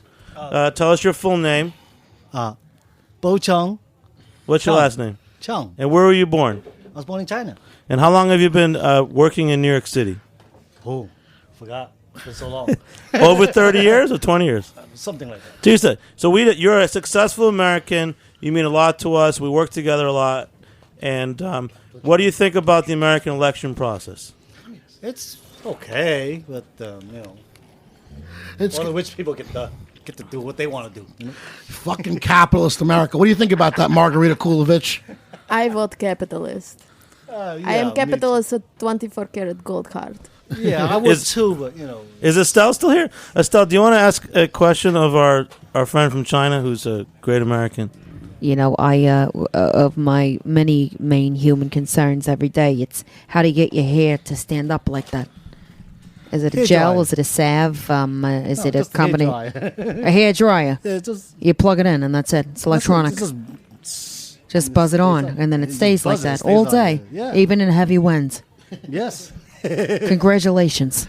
All right. All right. This is what you don't hear on Fox News. Mike, thanks for having us. I'm going to go with All John right. back to Manhattan. We're going to Jimmy's number 43 Jimmy's for number election 43. night party. All right, you going to be there all night, Jimmy? Maybe Hell yeah. Maybe we'll see you later then, all right? Thanks to Jimmy Carbona for coming on. I guess All who's right. coming to the party? Bill Clinton. Oh, man. Or Clinton. Actually, we have kids that work for Clinton's nonprofit. They're hosting the party Oh. at Jimmy's number 43 tonight. So that's sort of like having Bill Clinton, right? And we're raising money for Sandy relief. All right. That's a good cause. Rock on, guys.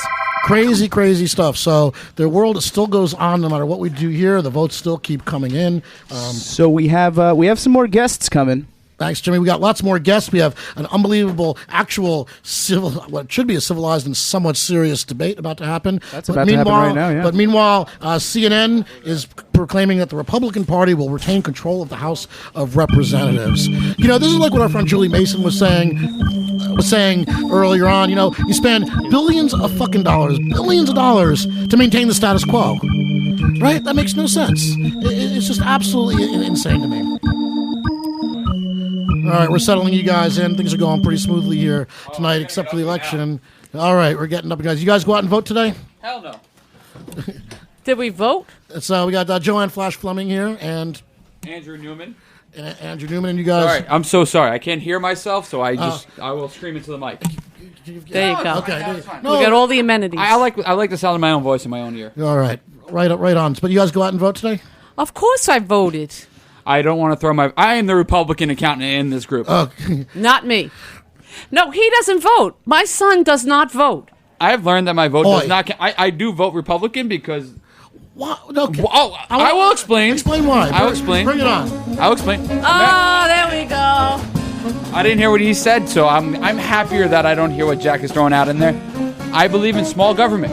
I believe in no Social Security, no social welfare. Oh, she's angry. Political. No, I'm amused. Politics are not it's genetic. great. I think it's Okay. great. This kid, I don't know where he came from. Tell me about it. I'm an economist. But I'm a realist. I'm a capitalist. Are you a I guess humanist? I'm a capitalist. Okay, let me whip this on you, Sonny. Do you see this All ring right. on my finger? Yeah. I'm engaged. Is that cool to you? Well, that makes sense for America because I love marriage. I'm You only do, kidding. because I I'm don't engaged actually- to a woman. I'm engaged to a woman. That's How do you feel about that? You and your political platform. Yeah, but you know, Democratic. but listen up, Skippy, because you can't separate the two. You just can't. You might say, I like Mitt Romney's economics, and I'm tired of the Oh, way I the don't like country's his going. economics But either. when you vote for Mitt Romney, you are voting for a group of fucking thugs. You cannot separate it. It's like voting for George Wallace and says, oh, I like the way he stands. But I'm sorry, he's a racist. On the beer tax, but yeah, that whole thing with the blacks, whatever. You know, I don't like Because that. your tax return and your fiscal platform is more important than my basic human rights. That's right, because a break That's on what you're saying. your taxes are more important. I love this. I love this. They're get beating the That's shit right. out of Andrew. Because you're a break on your middle class taxes are more important than my friend Jen being able to visit her loved one in the hospital. No, actually, married people would actually be more beneficial for the socioeconomic growth of this country. Married people that's are what's more important to you. stable. They are more stable. I am all for same-sex marriage because it's more But your stable candidate is environment. not. I don't care. I'm not Socially, You don't care. I You am just said not Republican. I don't agree with that. I don't agree with abortion. I don't agree with any of that. I agree with small government. But you don't agree with abortion? Yeah, but there's no line item veto on that switch. You their don't get stance to on pick abortion. and choose. When they say they are a vehemently misogynistic party. I mean, that's just the way it is. I mean, and when you vote for them, So you this is take why- that with the good with the bad. That's why I did not vote, because I don't agree with the Democrats on their fiscal policies. I don't agree with the Republicans on their social policies. So where do I go? Where do I go? I need a third party. I'm glad you asked. There is a third party, and there's a fourth and a fifth. There's a All right, Green Party. Jill Stein is not a an viable alternative. She's Actually, not going to get elected. I may shock you here because we just met, but I'm totally agree with you because I voted today, and I'm being totally sincere right now. I voted today, and I hate when people use the term "the lesser of two evils" because I think it's so blanket and so juvenile. I agree. But I will say this, and not just because of the engagement that I just mentioned, but all of the political I'm actually convictions happy that I for you. have. Congratulations. Thank you that very much. found I somebody. appreciate it. We're shaking hands. I'm not that kind of person. But listen, I'm Then not. why do you I self-describe didn't as a vote. Republican? I didn't. Say you're- I didn't let him vote today. finish. I didn't vote today because I'm engaged to a woman. Okay, I voted today. A of all because I do love this country and I believe in this country and I'm incredibly thankful and proud of my right to vote, not just as a woman, but as a human being, as an artist, as a cancer, as a hypoglycemic, whatever. There are too many people groups that were marginalized in this country for years and years, and we're not given that right. And I feel like it's a slap in their face not to at least exercise some opinion. Did she say I should slap you in your face, Andrew? To go back to what you said, do I think that Obama isn't? Obviously, that's who I gave my vote to today. I'm proud to say. But do I think he's an infallible political source? Absolutely not. There are so many things he's done that has pissed me off. I'm not even sure you're supposed to like the president. It's not about that, I though. don't like the last It's four. about, you know what it's about for me? Mass morale. Because mass morale and collective unconsciousness is something that I believe in and something that I believe is real. In New York, you're throwing it after the lead dog. He's going to get his votes. He's going to win the state. That's where I lose my sense of vote. That's where I lose my sense of individuality, and my vote does not count anymore. He's talking about the electoral college. It's it's got flaws. We've System's been flawed. talking about that tonight. Like I said, Yes. I want Mitt Romney to come to New York and cup my balls gently, the same way he did with the people in Ohio, So when you say, Colorado, do I and vote? Virginia? This is why I don't vote. Because I am the other party. I am the other party. I'm the middle party.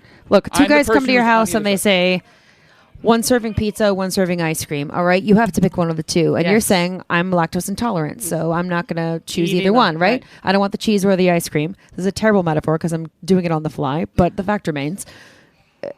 You are lactose intolerant, fine, so you don't want either one, but are you hungry? Yeah. Good answer. Like, I had to go. You got to do something. No, Yeah. I'm actually starving because I'm getting screwed by both parties. And I have no other choice. That's what my problem is. I come to your house and you don't provide a third option because you know I'm lactose intolerant. Where am I supposed to go? That's my problem. The problem is we have two You need a parties leafy and we're green salad. limited in this country. The problem is we don't allow a third option here. Most other countries in the Western society allow a third or fourth party. How many options you got in your country, Margarita Kulovich? No option. No option. And Voting for required life. national voting, right? Yes, everything is required. I concur, and it does bother me, to say, hey, look, I don't describe myself liberal. I'm obviously very far left of center compared to wherever the center might be in America right now. I'm not a registered Democrat. I believe in a smaller government, and the government that governs least governs best, which I believe was said by a Democrat. I'm a libertarian at heart, but not part of the party because I can't sort of get on board with everything they believe in. But because, hey, look, I want a strong military. I hate terrorists. I don't want a plane crashing into my fucking head. Does that make when did that become a right wing concern? The same way, when did clean water make me a hippie because I want to breathe fresh air? Yeah, I'm with you on both.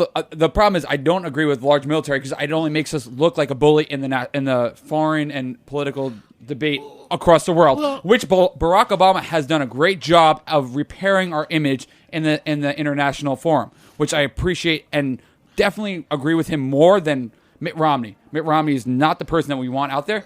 I don't think this is what we came onto the air for. I would love to. We can talk about this all night long. But it was the best tap dance we've had all night. It must be said. It must be said. It's good. It's so, the best believe one me, we've had. a little adult content didn't hurt the show any. So, We're going to talk about the victory party. Who's celebrating? What are we having? Who's coming? What? Go for it. You want to know who's on the guest list? Who's on the guest list? Which party are we Well, talking who do you about? want it to pick first? Oh, I see. So this is Well, they're both celebrate because right now it's a pretty tied. So we got to address both sides. No, I see. So this is kind of like you wrote both speeches. I think we should do a little question and answer right now. We throw an answer out there, and you guess which party it's going to. How about that? That's a good choice. All right, which party? You tell me about the party. We'll tell you whose party it is. No. We'll throw the name out. Who's coming? Whose party is this guy going? Where's Trump showing up at? Yeah, as opposed to the one where the Black Eyed Peas are playing. Yeah, we got Trump. The Black Eyed Peas just need to take a nap. We have Donny Osmond. Don't let Estelle hear that. Donny Osmond. Is he still alive? He's still alive. He's partying. He's partying up with the boy. Well, the Mormons. One, huh? Clint Eastwood. We know where he is tonight. John Voight. John Voight's a Republican, right? Yeah. Yes, he is. This one's a shocker.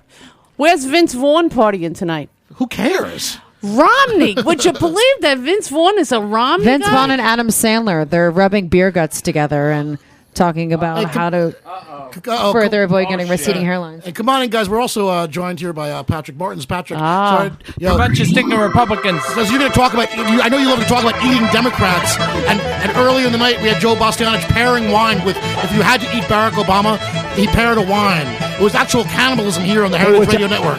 All right, so which one of you am I eating out? But the problem with that one was he's a teetotaler. He's a Mormon. He's not allowed to drink. You know, No, he's drinking. Oh, He's drinking right now. Oh, he's eating. Oh, I get it. Sorry, I missed it. That was a much better. That was a better question. You know, I know we're not supposed to go there, but this whole Mormon thing kind of scares me a little bit, to be honest with you. You know, No, Mike, organized religion is organized religion. no, this is a cult. This is a weird cult. I'm sorry, I was raised by Christian missionaries, and that's a cult too. You know, but this is a weird cult. This is exceptionally weird. Do your parents think that Jesus Christ was like in Missouri? Do my parents think that Ohio. a human being walked on Joe water Smith was and walking people across the country. ascended into heaven into blue fiery flame balls? then It's golden the same tablets. thing. is a little particularly There weird. were golden tablets laid at his feet in Pennsylvania or Ohio. Who the hell is Joe Smith? Just saying. I love that you call him Joe. Guy though. from Buffalo. He's from Buffalo. I want to believe. I want to believe. We do the You know, shuffle little up to Joey Buffalo Smith. right Little now? Joey Smith. He's a sweetheart. I want to believe. Very bad at math, but great hair. You know, it's a crazy world we live in. Maybe a Mormon president. I remember when it was people were scared of having a Catholic president. That was Well, it was scary, right? Because hopefully We had JFK one. wouldn't- We only got one. wouldn't Which an- is hilarious wouldn't considering answer to the Pope. But we why got, we founded this we got a country. black guy in before we got a woman or a Jew. Now you have a Jewish president of HRN, that is. Oh, Patrick Oh, Martins. boo! I would love to see All an right. Anglican president, just to bring it full circle. I think we need to come back. I think that's a monarchy you're describing. I would just love to live in England. You can. I think. In fact, I think living in London is. I did live in London. I think to live in Europe is the American dream. It's definitely my dream at this point. I want free health care. I was actually living in London during Okay, the Republican. Kerry election, the That's Kerry how Bush Republican election, I am. and I spent a good 2 weeks telling people I was from Montreal or Toronto, any part of Canada. You know, speaking of religion, hey Jack, you have queued up another great presidential TV speech from movies because you know another one of those speeches I wish the real guy could really give. I think we got something from Jed Bartlett lined up here. One of my favorites. Jack, run that if you can find that for us. I don't say homosexuality is an abomination, Mr. President. The Bible does. Yes, it does. Leviticus. 1822. Chapter and verse. I wanted to ask you a couple of questions while I had you here. I'm interested in selling my youngest daughter into slavery, as sanctioned in Exodus 21:7. She's a Georgetown sophomore, speaks fluent Italian, always cleared the table when it was her turn. What would a good price for her be? While thinking about that, can I ask another? My chief of staff, Leo McGarry, insists on working on the Sabbath. Exodus 35:2 clearly says he should be put to death. Am I morally obligated to kill him myself, or is it okay to call the police? Here's one that's really important, because we've got a lot of sports fans in this town. Touching the skin of a dead pig makes one unclean, Leviticus 11:7. If they promise to wear gloves, can the Washington Redskins still play football? Can Notre Dame? Can West Point? Does the whole town really have to be together to stone my brother John for planting different crops side by side? Can I burn my mother in a small family gathering for wearing garments made from two different threads? Think about those questions, would you? One last thing. While you may be mistaking this for your monthly meeting of the ignorant tight-ass club, in this building when the president stands, nobody sits.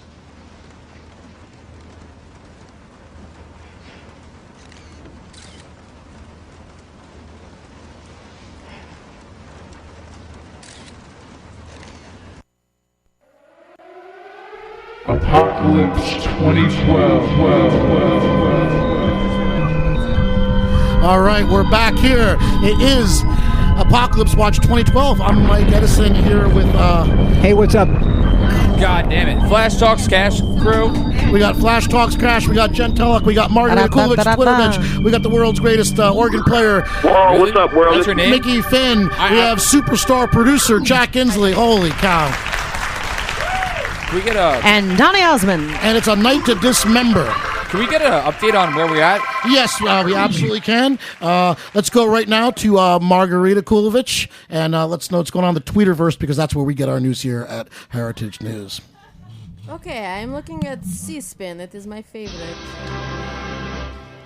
Obama, 48%. Romney, 50%. But electoral vote? We have this too. We have people in charge who are not the people who decide. 123 Obama, Romney 153. I don't know. It's safe. Obama winning. Numbers mean nothing as usual. Okay, and I hear crowd in Chicago cheers as MSNBC call Pennsylvania for Obama. Awesome. Okay, this is good news. That's the good news, yeah. We're just here to come in here on the Fox News line, too. Obama takes Pennsylvania. That's amazing. Wait, Could you... Fox News reported that? Fox News is coming up on the wire They right have now. to report the news, the Fair and truth, balanced, once fair in a and while. balanced. Once in a while. What else you got, Margarita? Okay. Margarita, could you just start by saying hello, Mr. Bond? Hello, Mr. Bond. I know, it makes me moist, too. Yes. This is very moist country. Okay, so Ben Pershaw on Twitter, he asked, I wonder what that octopus that picked all the World Cup games would have to say about this election. I don't know. Call Pete again. So we're winning or we're losing? I can't understand. What's this we shit, white boy? I know Who's nothing. we? Who's we? I was trying to jump into the party line here. I know I'm a party jumper. You're wearing a very bipartisan hip newsboy cap. I gotta say, here at Heritage News, we don't support officially any candidate. That's right. But No here's affiliation. the president. You got cue up the presidential music, Only Jack. the president can support the president. And I No, not that support presidential Obama. music. The other presidential Do business. that. We're Republican. I do not control the board. I am just one radical board member. But without a doubt, if you have to eat either a Democrat or a Republican, you always eat the Democrat because they're less flabby and less full of shit. Oh. Yeah. It's true. I'm sorry, I am in the sustainable food world and they don't vote on any of my issues. All the issues that I care about on food, they're on the wrong side. So, listen, if they get on the right side, I'll become a Republican. When they're hungry, when we're running out of food because they don't care about the farms. I never live on the right side. Oh no, we care about the Republican Party cares about the farms for national defense. Bullshit. National defense. National- Farm subsidies on the larger farms are for national defense Right. purposes, just like the steel Right, to grow industry, corn- the oil industry. You guys need to get on the side of national to defense. grow corn to power a tank while small farmers are going out of business. Corn is the most important natural resource America makes. Corn makes everything. That's right. Carlo Petrini, the founder of Slow Right. Food, my mentor, was a communist. I am a Democrat. Listen, we're going in the right direction. You don't think Obama's been a little bit laissez-faire towards these businesses, though? I think it's hard to be a first-time president. There's a lot of politics, a lot of navigating. It takes a while. I think it took Clinton a while. I think he had a lot of failures his first administration. I think, first terms are about getting acquainted, and then second term, I'm actually most excited about what Michelle Obama is going to accomplish. Yes. I think in my category of food, she's going to accomplish a lot. I love Michelle Obama. I It's love her her healthcare. As a first lady, you're in this weird position of sort of, being the greeter at the door. I guess if that's the one take, but you need a pet Not cause, Michelle. not Michelle. And I think her nutrition initiative is absolutely fantastic. It's right. Who would argue with it? It's insane. How to can you argue be with it- against that? How could you be against children eating The fresh work food? she's been doing with Joe Biden. For military families, that's fantastic. Also fantastic. Also fantastic. Yeah, she is special. Yeah, where the fuck are the Republicans at? These veterans come home and the Republicans forget about them. It's got a bad track record on that shit. And what dude. about 9/11? You I hire mean, more. the first responders, they are the ones that you have to bring to the table. First responders. Democrats don't bring them to the table because they take That's them for granted. That's a local effort that needs to be recovered. Well, also all hurricanes. I mean, do you think that it's possible that very powerful people Have you not heard control of the FEMA? weather? Have you heard and of help FEMA? elect presidents? FEMA is in place for these issues. I have heard about FEMA, but Mitt Romney wants to cut it. So Yeah, I'm he does. I'm trying to enjoy it while I can. You can't take care of the poor people. Jack, and I know Mike's going to pick up on what the president and executive producer of the station, what their tangent is, but I really do think that a mere shift, a minor shift of the continental plates, change weather and can elect a president or create a tidal wave or do serious big things. But no one, with all the technology in the world, we can put a pig heart into a human. You don't think we can move the continental plate 2 inches and create a tidal wave? I think we control that. To create a fuel shortage, to maybe shift voting patterns a day before an election? It can be used for good, too. Look, this storm helped Obama. He was a leader. What was Mitt Romney going to say during this What did Chris Christie say? 7 day? Well, Chris Christie did the right thing. He came for Obama. Well, basically, The Chris storm Christie helped. organized this whole thing so he could hang out with Bruce Springsteen, apparently. I think all he did was get a phone call, but What was that, Mickey Finn? What do you got for us? You got some Bruce Springsteen, New Jersey music? Well, I'm from the great state of New Jersey, and he's a red governor in a blue state. You go, keep playing, Mickey. He's making me feel all sorts of like warm and fuzzy and shit. I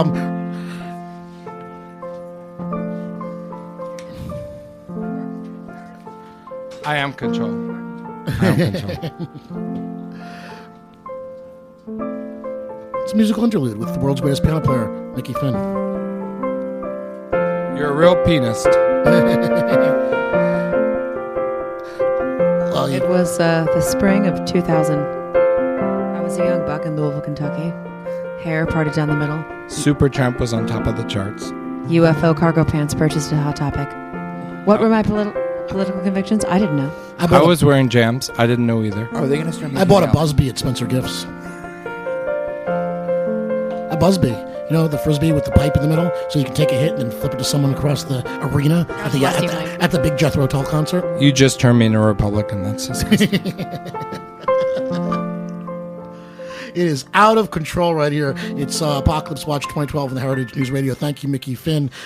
Hey, Jack, will you cue up that Pat Paulson bit? Pat Paulson, another perennial candidate for president, if you guys remember. Some of our guests here in the clubhouse of a certain age will remember Pat Paulson. You know, We remember Pat Paulson. Pat Paulson, who said, sit and don't run, or run and don't sit. What did he say? Here it I'd is. like to talk about the challenges we face in this election year.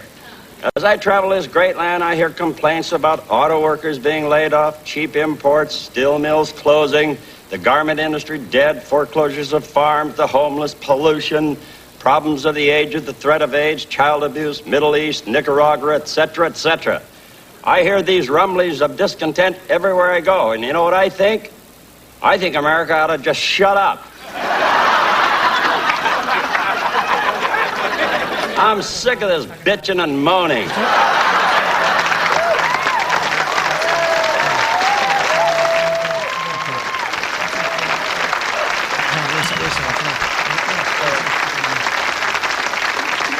shut up, America.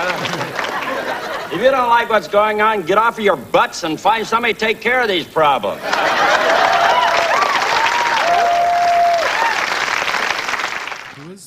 That was Pat Paulson, who was a comedian. Maybe you don't remember him so Wait, much. I know. You know, let me tell you a little story. My mother voted for Pat Paulson. Let me tell you, my mother, who's 82 years old, told me she has never voted for a winning president in her lifetime. So I went to visit her last month. I said, hey, Ma, who you voting for? She said, Romney. I said, yes! I think we got a winner. We got our boy in the back of the house. I like that Pat Paulson guy.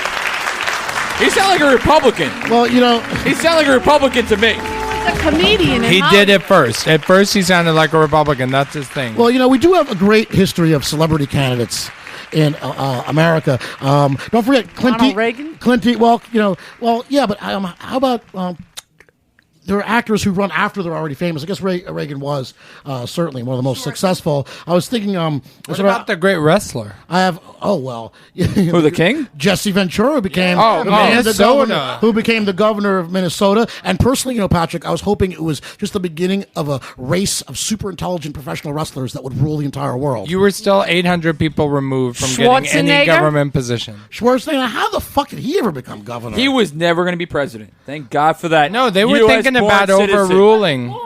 They were thinking about overruling that you have to be born. Yeah, they were thinking about overruling it. I mean, there was talk. Why do we have That's that? a Kennedy ploy, if I ever heard one. Well, I mean, there's also a caveat that states you cannot be president if you're made entirely of Austrian wax.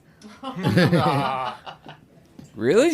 I didn't hear that It's in one. there. No, it's you have to read it backwards. I haven't read the Constitution It's in in the a while. fine print. I haven't read the Constitution. I try to keep up on the Constitution, but it constantly changes, apparently. It does. It does change constantly as people read it differently, and I don't... It's like the Bible.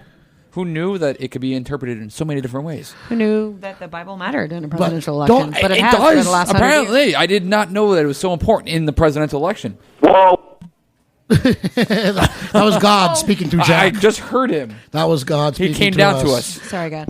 It's nice to know the sound effect board is finally being used. Good Lord. How about Billy Jack? Remember Billy Jack and Tom Laughlin? Remember you guys? Well, you come on, John. You guys I am remember not Billy that Jack? old, thankfully. Pat Paulson, just a little bit of information background. He was famous, I guess, for being on the Smothers Brothers show. Sort of broke him in, and what he declared in 1968, his campaign was, "I've upped my standards, now up yours." Well played. Nice. Al Lewis, Grandpa Munster. I mean, he was a Green Party candidate. I love that. Fred Gwynn, Patrick Henry, Yvonne. These are all the actor real names. I just impressed myself with how much I knew about the Munsters. I think Patrick looked that Henry up. was the little kid. The eyebrows. Billy.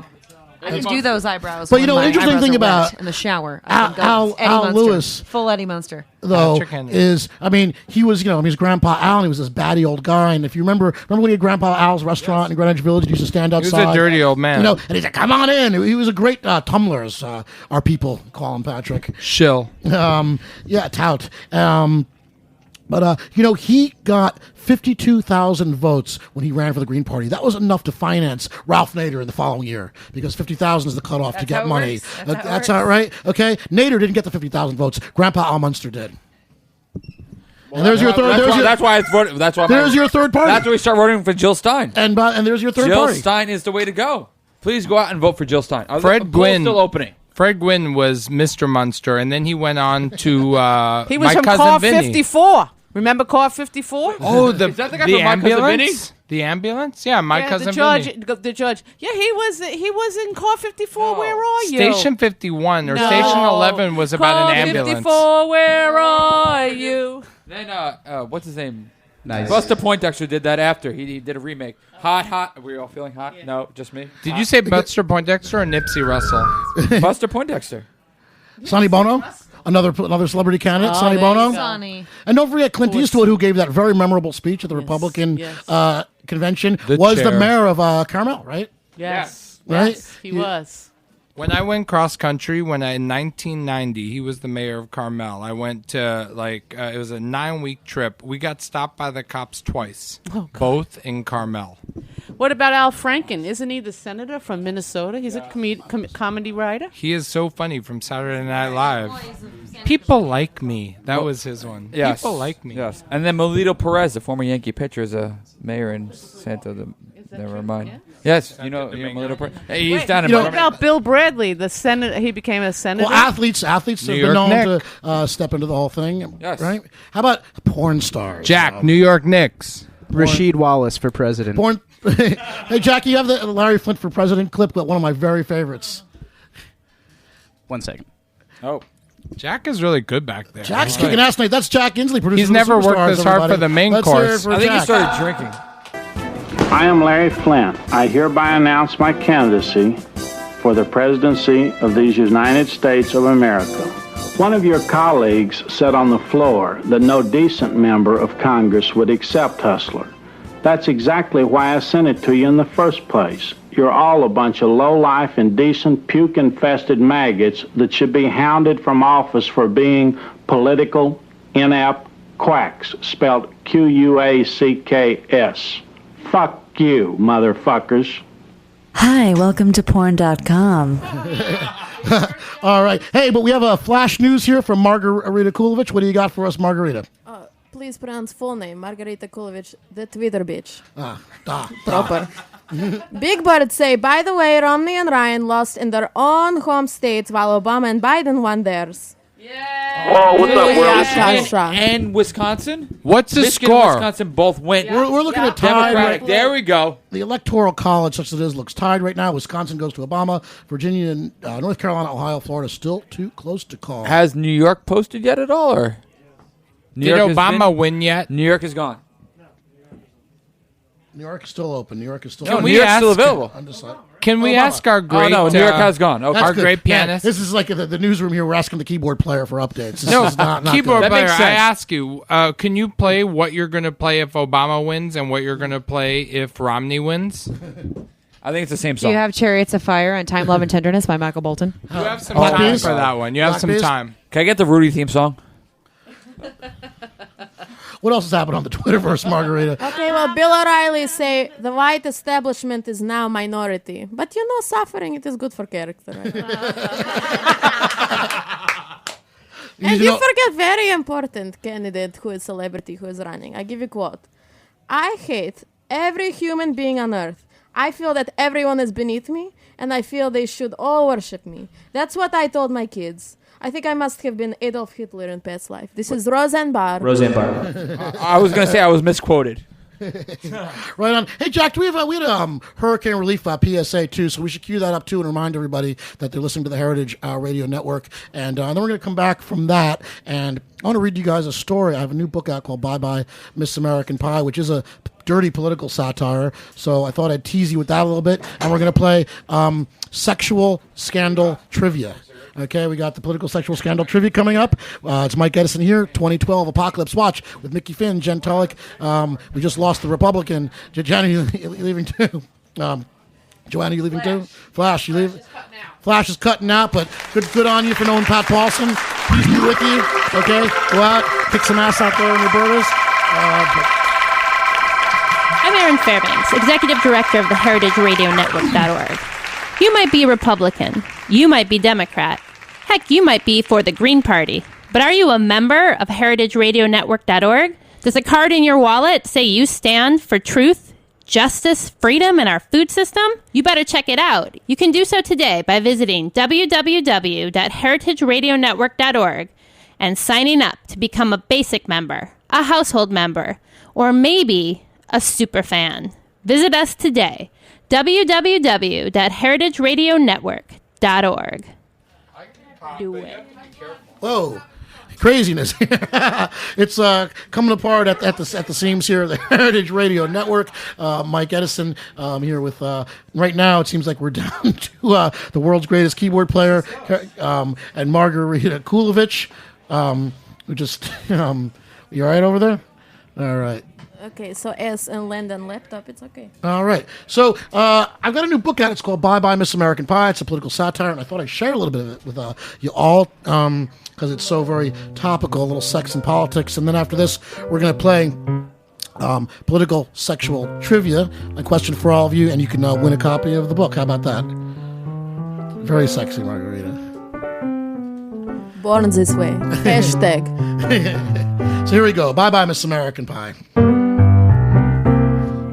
The photo was a bit blurry, but it sure did look like Senator Barbara Bernstein, naked except for her ever-tasteful earrings. And she was straddling a good-looking young man of indeterminable ethnic background, also naked. Her head reared back like a tigress, her toes curled in carnal delight, a bit of sun splashed off of her breasts. She was in great shape for a woman her age. She looked good. The headlines were a symphony of yellow journalism. Oh yes, we have a banana. Senator Bernstein's sleazy sex shocker caught in the act with Latin Love Machine. Wham, bam, thank you, Babs. And already the TV was bursting with the story. Every channel had picked it up. The conservative news network was howling for her to resign her candidacy for president immediately. The communist news network was slightly more circumspect and featured a phalanx of pundits explaining how easily this could have been faked. But it didn't stop them from showing the photo over and over over again. Rumors of her live-in Latin lover had been buzzing around Washington for some time, and it was no secret that her happy-go-lucky hippie hubby was dorking every starry-eyed slice of scissor cake at the liberal university where he taught self-righteous leftist garbage to malleable young Marxists in training. Yeah, they would have made a hell of a first family. If anyone was going to get the dirt on Senator Bernstein's Taco Bell Valentino, Herman was the guy.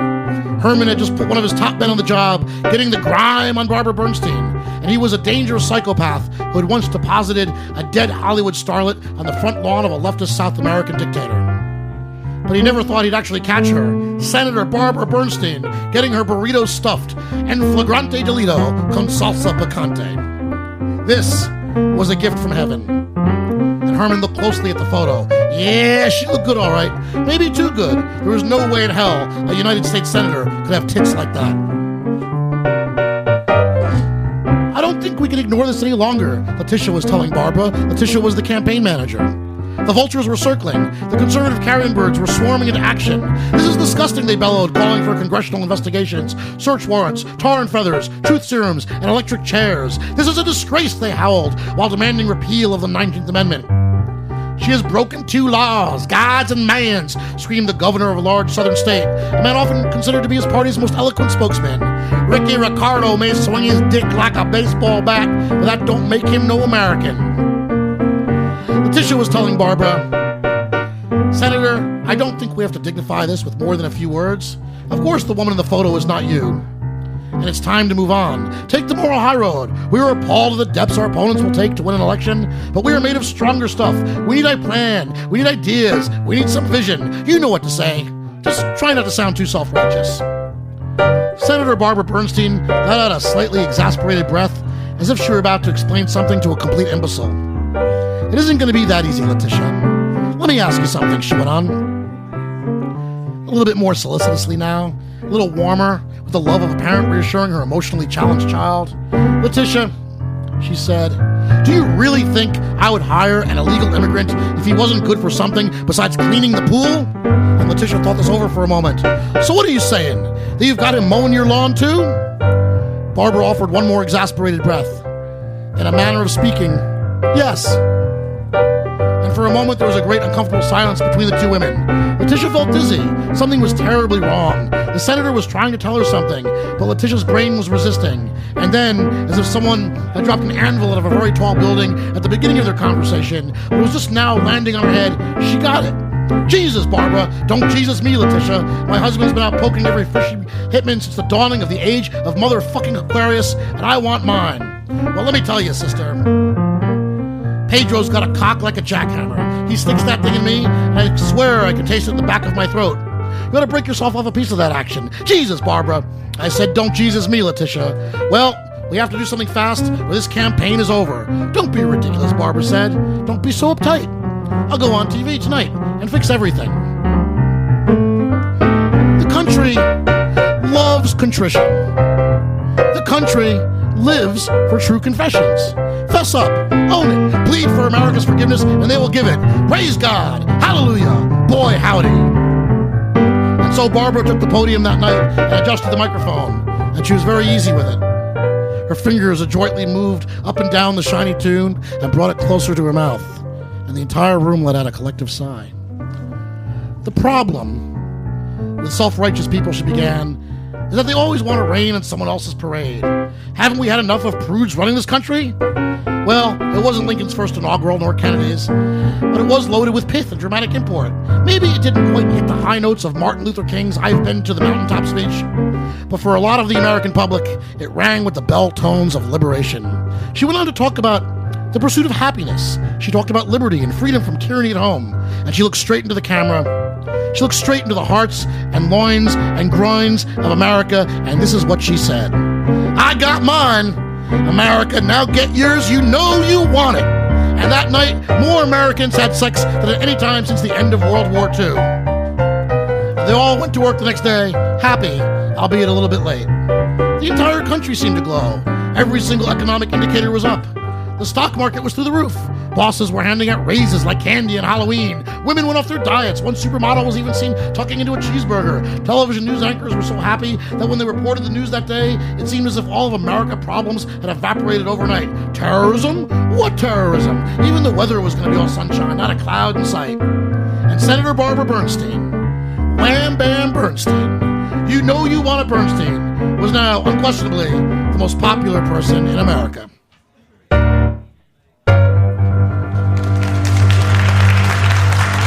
Well, thank you very much. Thank you, America. Thank you, Heritage Radio. Thank you, Mickey Finn, the world's greatest piano player. That was from my new book, Bye Bye Miss American Pie, and we've got a copy to give away. Jack, get ready for some call-ins because the phones are about to be flooded. And we'll give out the phone number in a second, so just keep your iPhones in your hand, ready to paw them eagerly. Here's the question. Everybody... Hi. 718-497-2128 is the phone number. Okay, thank you, God.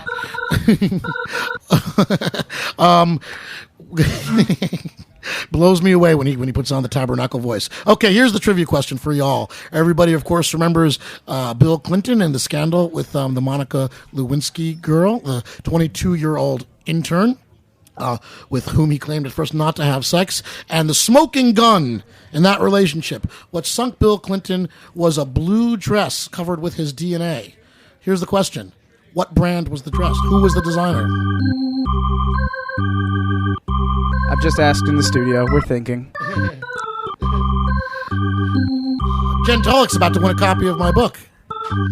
I've got a two-prong answer. A two-prong guess, I should say. It's either Ann Taylor or Laura Ashley. They're the only... no! Agnes, be my bitch. Man, you elite fashionistas. Really disappointed. Really disappointed. Of course, I know answer. Really disappointed. The dress was from the Gap. Oh. Was it really? No, Jack. I just made it up. That's not a designer. That's a sweatshop. Well, so is the people who made my iPhone. So, all right. Want to try one more sexual trivia question while I move around sexual politics? But you're too young. You're too young. Patrick, maybe you know. 1962. I'm 46. Born. What? No way. No way. And great conditioner. And what's the question? Olive Olay. Because I hear that's what Barack Obama uses. The question is: remember Gary Hart? And remember, he got caught canoodling with the model Donna Rice. He had told reporters, I live a boring life. If you need to, come follow me. And they did, and of course, they caught him on a boat. They caught him on a yacht. The question is, what's the name of the yacht? Yacht. The Blowhard?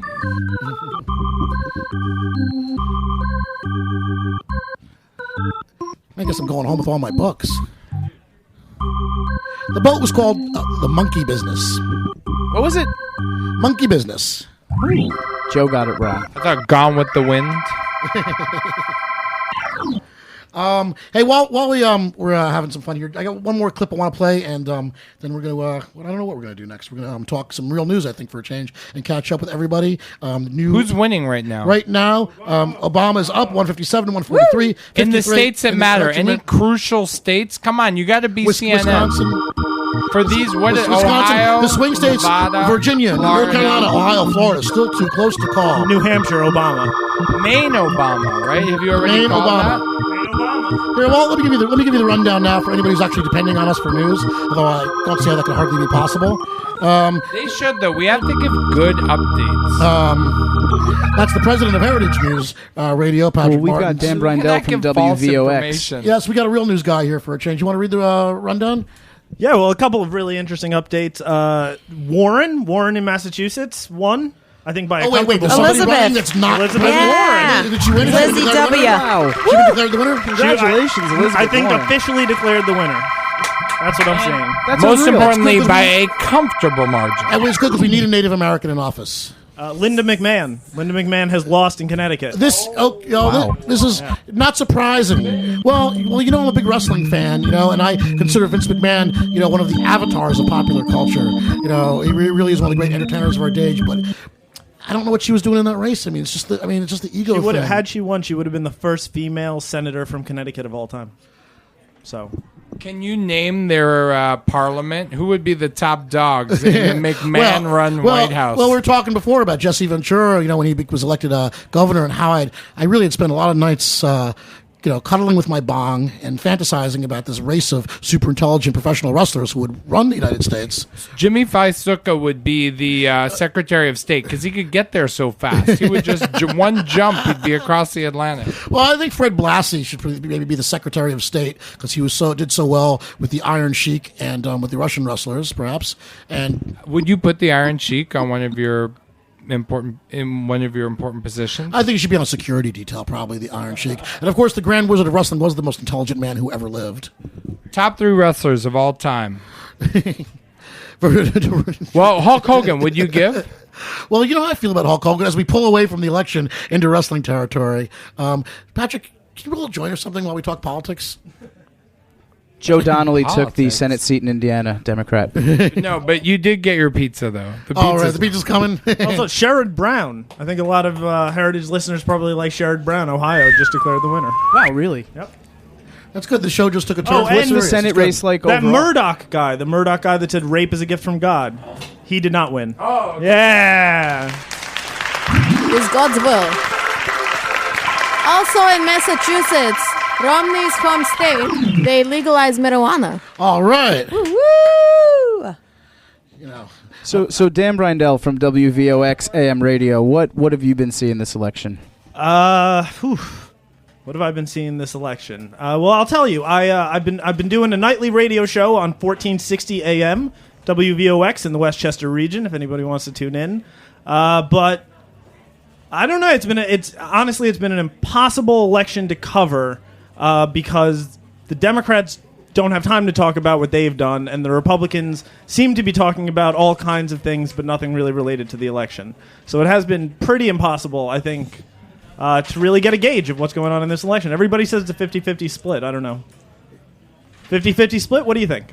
This election, I mean, the problem is the whole country always seems to be going, half the country's going to vote for one guy, half the country's going to vote for the other guy, more or less. Well, but that's always been the way it is. I mean, if it were a basketball game, a college hoops game, and somebody won 51-49, would you consider that a blowout? No. But that's the way this country tips. But I wonder, why is this year no different from any other year? I feel like so many other years, I mean, George Bush, Al Gore, that I could see that being a difficult decision. John Kerry versus Bush, I could see that being a difficult decision. I could see where the split would take place.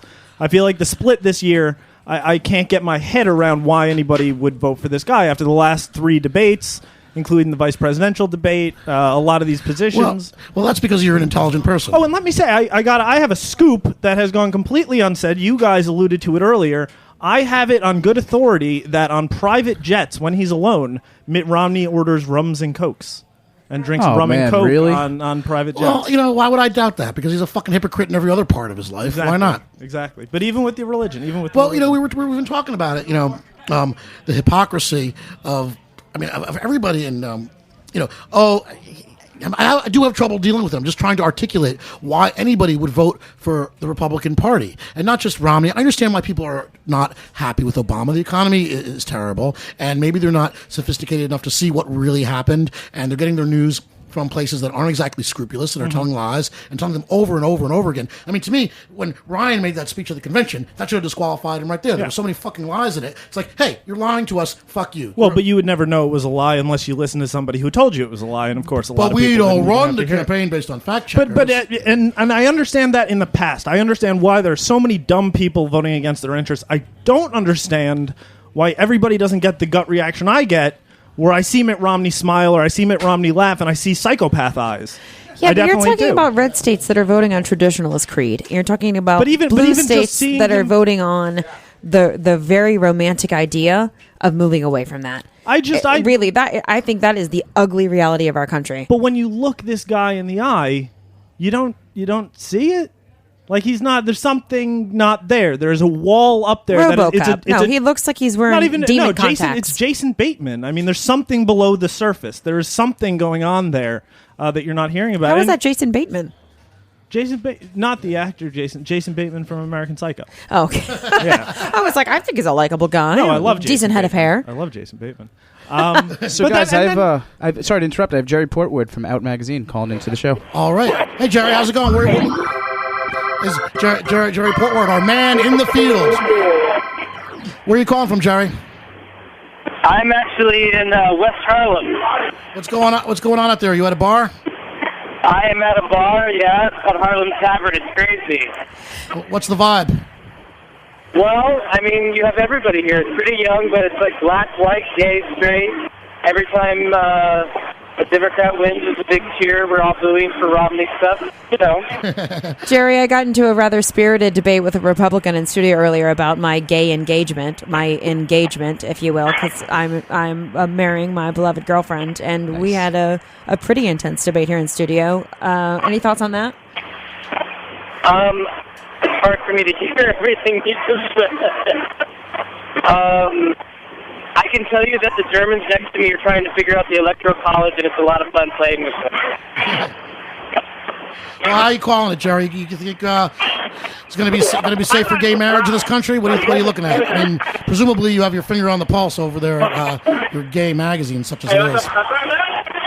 Not that a magazine can be gay. I mean, I haven't heard anything about any of the Except for Ranger marriage Rick. equality, any of those things that are up in Maine or Maryland or Washington. So we're definitely waiting on those.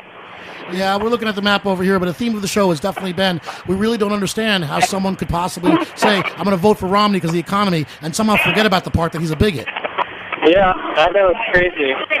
I really have my fingers crossed for is Tammy Baldwin. That's going to be a huge win if she wins. Sorry, we didn't get that, Jerry. Tammy Baldwin, that's who we really want to know what's going to happen. We already have Elizabeth Warren on our side, so we're excited about that. Yeah, that's good news. It's crazy, though. You know, the crazy thing about this Electoral College, I'm looking at the map now, and most of the country is red. Sorry, people are yelling at me. Well, I was just going to say, looking at the map, I mean, it is turning red, but the electoral numbers are equal. As the map turns red, it really is a crazy system. Well, we were just saying we would love to have a map that actually showed how small North Dakota really is when it comes to votes. All those states are huge, but nobody lives there, so, it's a little weird. All right, well, tell you what, Jerry, why don't you go back to your party over there in Harlem? Sounds like you're having a good time. Maybe we'll check in with you before the end of the night. And let's hope there's going to be a big win for gay pot smokers. Because that's really my constituency. It's a small demographic, but a very well-dressed one. But speaking of, I think, people like to call them niche little issues, right? Or personal issues. You have abortion, you have contraception, you have gay marriage, just gay rights in general, cannabis being legalized. And these are things that, the next election completely hinges on them. If one of these things is important to you, that's enough to vote one way or the other, because otherwise Mitt Romney gets in, the Supreme Court maybe gets one more conservative, and you can have a constitutional ban to gay marriage in this country. And meanwhile, if we can, pass a constitutional or any sort of federal legislation, we could overturn 32 state constitution bans, which is huge. This could happen, within the year, depending on how this goes. The Constitution is a pretty stubborn little fellow. Doesn't really like to be amended all that much. But you have so many state constitutions where you have something like 10 or 12% of the population. These states banned gay marriage constitutionally. Well, Prop 8, I think, was Prop 8, yeah, but it's going to be flipped. It's going to have Case to be in point. flipped. No, but a lot of these states, I don't know that it will. It's going to be flipped on the federal level, right? Well, it has to be if we can get a Democrat, Democratic Senate, House of Representatives, and the president. We need all three to really get some legislation done these days. I want a rapper. Does anyone rap here tonight? All right, crash the party. Does Jack have the music queued up? I actually think we do have a rapper. All right, lay it on us. I'm making the beat. What's up, y'all? I want to come into the studio tonight because tonight is a very important election. And we did write a song. Me and my band, Janatari, wrote a song called Bitch, I'll Cut You, which is about several important political issues, but mostly about bitches. You got my track? Yeah, we're loading. You got my track, boo-boo? I was sitting back watching MSNBC today, and I wrote a new verse for this because I was like, damn, this bitch is disrespecting me. You know what I'm saying? Disrespecting me every which way, trying to trip me up. Hey, can you take the case off your iPod? Yeah, give it to me. It's a purple one. Yeah, that's just hard. I got that at St. Mark's, boo boo. You got to take that off the top.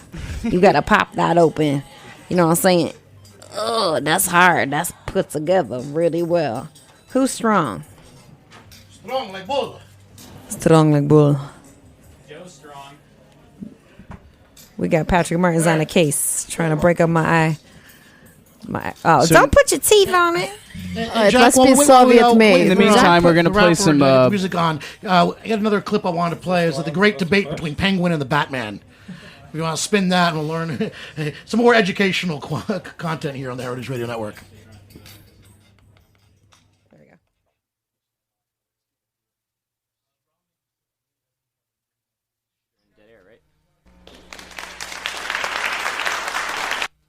Whoa, what's up, world? This is Mandy Fresh, and you're listening to Heritage Radio Network.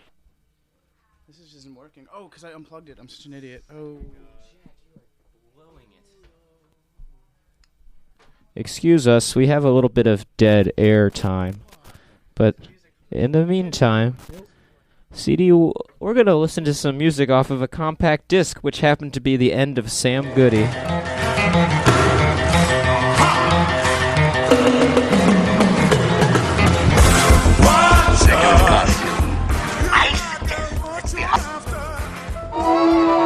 I believe the Penguin will lead off the debate. Friends and fellow citizens, I want to give you my solemn word that there will be no mudslinging in this campaign, unless, of course, my opponent slings it. But I intend to stick to the issues. Now, what are the issues? There is only one. Batman. Who is he? Who is this acrobatic clown who somersaults around Gotham City in a ridiculous costume? I suggest that behind that mask, Batman is, in reality, a dangerous criminal. Why else does he wear a mask? Why else does he conceal his past? Would you think about that a moment, my friends? Whenever you've seen Batman, who's he with? Criminals. That's who. You look in the old newspapers, every picture of Batman shows him with thugs and with thieves and hobnobbing with crooks. Whereas my pictures show me always surrounded by whom? By the police. I am associate of the law. Listen to those lines with that Penguin. He's as crooked as a warped shillelagh. Now, which man do you want to run Gotham City? A man like myself who is always in the company of the law? Or a man like Batman who rubs elbows with the worst elements of the... All right, we're back here. Apocalypse Watch 2012. Can you dig it? Crazy clubhouse vibe running here. We got rappers, we got piano players, we got Jews, gays, we got everybody. We got a black guy running for president, and apparently he's doing well in Central Ohio, according to the New York Times. Ohio's been slow to count its vote, but Obama looks like he's doing well, at least in South Central Ohio. So fingers crossed on that front. But right now, you're going to kick me an old school beat, yo. Yeah, sorry, I got that beat for you. Yeah, I'm ready. This song is for Mittens Romney. Yo. Oh, yeah, people out there voting tonight. Listen up. Listen for real. Take my hook.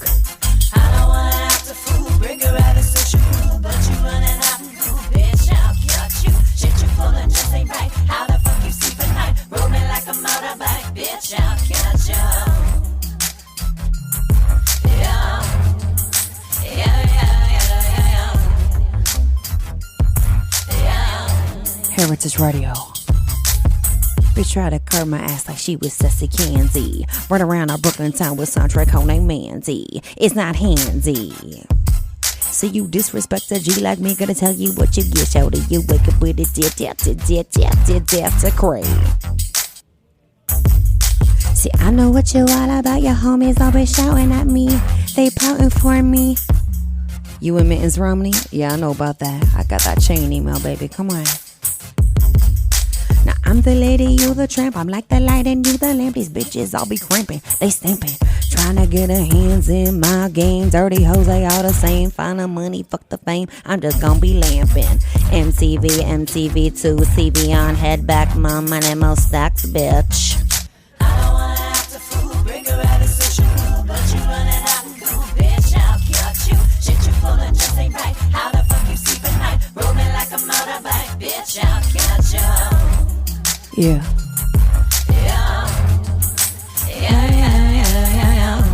Patrick, come back. Now we a strong time, we fight, we march like Lisa Strider. Fly in my trap, transfer survival is nada. I'm prouder, you plastic, my mojo fantastic, we blast it. East Coast bitches always end up on top. The block is nasty crack, you know the Bushwood got my back. White, the blue, the red, the black, but I know the bitch gotta got my stack. It was lame with all the shame, young, hot, and restless, name of the game. Gotta go, gotta move, gotta drop the thing.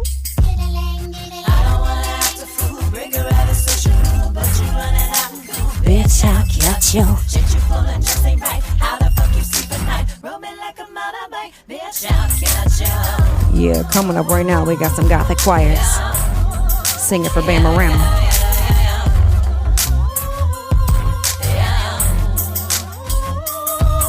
Oh, this is a little audience participation for all y'all listening at home. I'm gonna sing something to y'all. Y'all gonna sing it back to me. It goes a little something like this. Come on, check it out. See you, I would I wanna be you. See you, I would I wanna be you. Come on, Rest Days, sing it.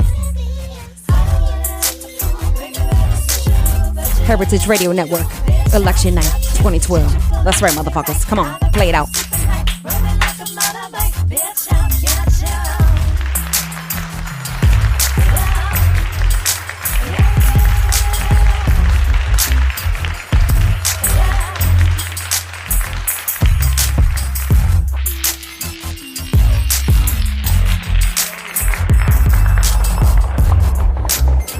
Can you dig it?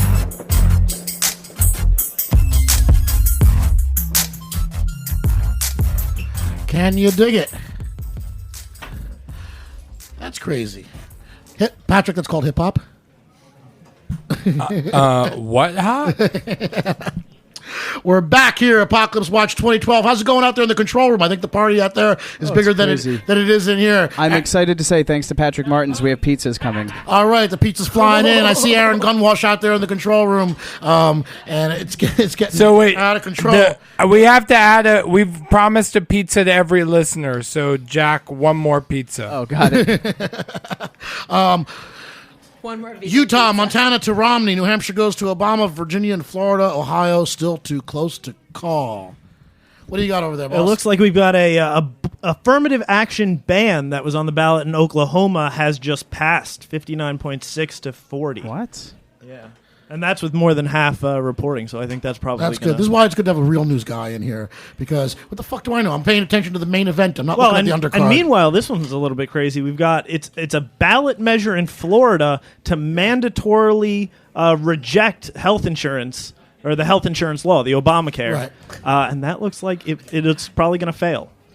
Might fail. The numbers aren't all in, but it's looking good for Obamacare in Florida. We want predictions. You know, it gets crazy. It gets crazy, and now I'm missing Judy McGuire. We started the show with because she's real good at using my Jewish Republican mom as a pinata. But where is Judy right now? She's Did you oust her? She's living like a fat cat, eating a pork chop out in the restaurant tonight. Judy in disguise. but she did a good job. You know, Speedo. But the thing about Obamacare and the Republicans, again, it's like, how do these people convince the American populace, or half of them, more or less, to vote against their own best self-interests? Well, and furthermore, they're running on repealing it, which they can't do unless they have a full majority in the Congress, which they're never going to have. Right. It's crazy. It's like, I'm going to repeal it on the first day. It's like, how? What are you going to do? You're going to get a crowbar and beat the thing to death? Yeah. You're going to get a flashlight and a rake and kill it like a snake? I mean, it makes no fucking sense. And I lost my day job recently. I'm a statistic, which is actually, it's a double-edged sword. And I'm not singing blues. I got freedom. I got time, yo. But the healthcare. Jack, do not play the blues right now. But the healthcare thing is an issue. And my mom says to me, she goes, "Well, collect unemployment because Obama wants you to." Yeah. First of all, what the fuck does that even mean? Because that's funny because I've been paying into the system for whatever, and I'm happy to get a check while to bridge me between gigs, which is fine. But the healthcare thing is weird because when I lost my job, it's not even the money coming in. It's the money that starts going out. Yeah. That really, really fucks me. Because it's fine. I'm oddly not a bad place for a change, and I can live without the day job. I'm a writer. I got freelance gigs, whatever my books sell. But healthcare, what it costs is insane. And to start writing that check every month, and that's what Obama wants me to have. And how could anybody possibly complain about that? And the actual cost, the actual cost for these companies, I'm happy to shit on Papa John's here because we're in the best pizza place in the world. Shit away, my friend. Papa John's. Papa John's. What's it? John Schnatter. And shit on Domino's while you're at it. Well, they already shit on the Domino's. He was my pizza next door neighbor growing up in Louisville, John Kentucky. Schnatter? Yep, I know. Wow. John. Well, John Can Schnatter. you give a Papa John rap? Just Papa John. Papa John. Well, you got to hear this. You got to hear this stat. Hold on, let me hear the stat. All right, and then you'll do it. Papa John. So Papa John comes out and he's raising money for Mitt Romney and everything, and he announces to the public, this was a big thing, that if Obamacare is not repealed, it's going to be a huge cost increase on all the pizzas because he doesn't want to charge his stockholders. He doesn't want to cut profit. The pizzas from Papa John's, which cost $20 to $25, I mean something insane, 11 to 15 cents per pizza, to give his entire company of thousands upon thousands of people health coverage, and he won't do it unless the government forces Papa him John to. pizza costs $20, doesn't it? Every time you get a pie from Papa John's, like $15. First of all, cost? I don't know. If there's certain it's all taxes and stuff. It's bullshit. Because there's certain things I've never done. When in my life, when and have one you of them- ordered pizza and not paid more than $20 at the door?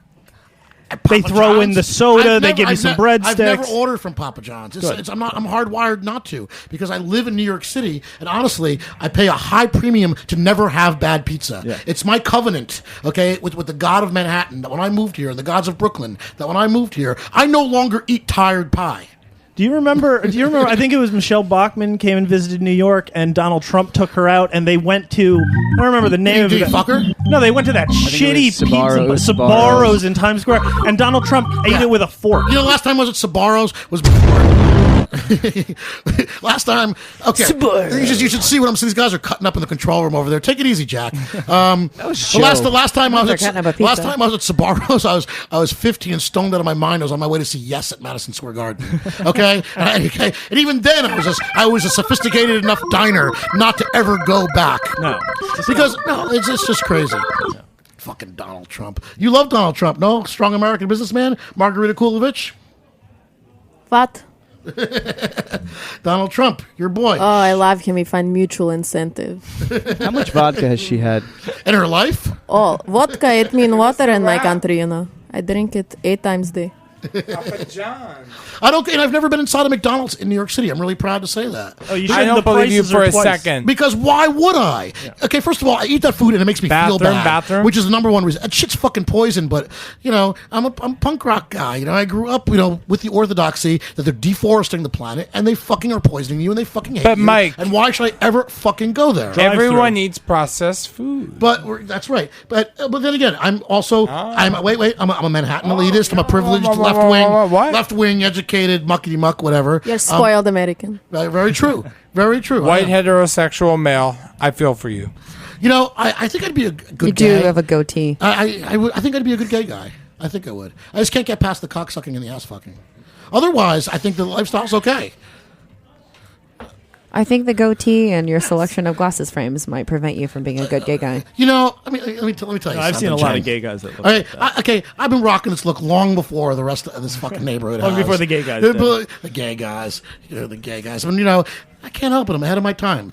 It's a curse and a blessing. With McDonald's, let me say, the one reason to go to McDonald's, drive-through. Drive-through. When Patrick Martin starts distributing to drive-thrus, I'll start shopping at drive-thrus. That's true. Okay, that implies that you have a car. I live in Manhattan. Hello. I do have a car. Okay. Yeah. What? No one has gas right now. I waited 3 hours. 3 hours for gas. But the Mike thing is, sold his car. but in Manhattan, I have choices. Is the point? Because I don't have to go to Manhattan because there's always some falafel joint that does it better and cheaper and healthier and tastier and more fun. I mean, just a better experience anywhere you go. We've got Dick Manitoba. Handsome Dick Manitoba. Okay. All right, let's take a ride on Handsome Dick. Hey, Richard, are you there? What's happening, baby? What's going on there? Are you at home watching this shit on TV? Oh man, this is it's a perfect follow-up to the World Series. It's like I get so depressed when baseball is over, and it's like all of a sudden, like I just want to make a pot of coffee and stay up all night and watch this. And what are you predicting the outcome as the avatar and visionary of East Village that you are? I don't predict. I can't predict. How do I know how people in fucking Oklahoma are going to vote? You know. I don't know, but you are a man of the people. I've always said. I tell you this, and I know that Facebook is to a large degree a load of self-congratulatory. Everybody's beautiful, everybody's perfect, everybody's a genius. But I got a call from the East Village blog in the New York Times asking me as a business owner to write who I'd vote for and why I'm voting for them. And I sat there for 15 minutes, and when I do my best writing, it's what pours out of my heart fluidly. And this stuff just vomited out on paper, and I ran it by a friend or two just to make sure. I was like, you sure this is okay? And then we're like, that's great. A half hour later, 63 people had liked it and 35 people had commented on it. So it'll be in the East Village, that East Village blog thing and the New York Times Online. And what do you Vomit is good, but diarrhea is 100 likes. And that's we got a lot of pundits here in this room too. So Richard, what did you say? What's the vibe? What's my vibe? What did I say? I mean, is it going to be good when Mitt wins? Is it going to change anything really? Can you give me 2 seconds here?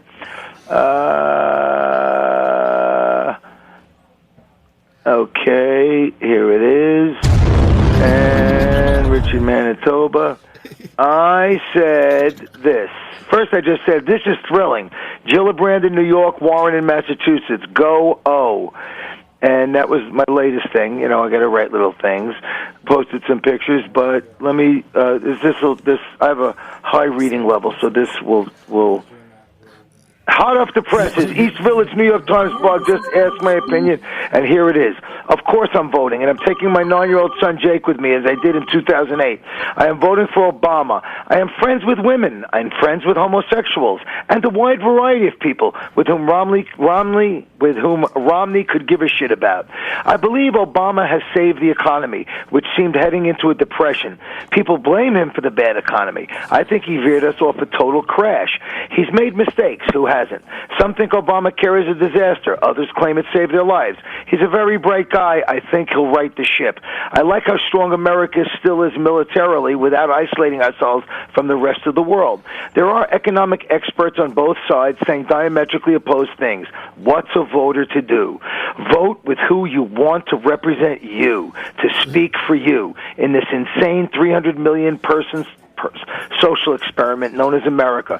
I cannot, in good conscience, after watching Willard for the last year, go into a voting booth and vote for that guy. I want Obama. Yeah, this is a new Richard Manitoba we're hearing tonight. I wasn't expecting a book report quite like that. But right on. Yeah, I think so too. And that's the main thing. At least Obama doesn't hate me and all of my friends, right?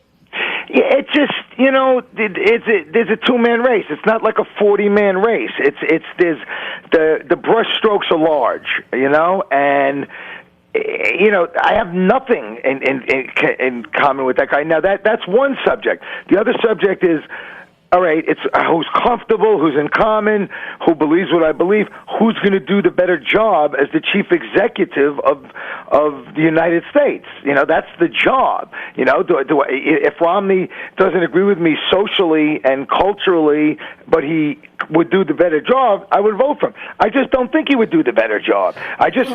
People, you want to make an enemy, you make an enemy. The economy's bad, it's Obama's fault, okay? All Romney did is point at Obama and say, are these 4 years, are you happy at these 4 years? I'd say, I'm happier than I was the 8 years before that, so that would be my point. And I'd say, this is a catastrophic situation, and the guy is trying to steer the ship, and I'd certainly give him another 4 years to try to right this wrong.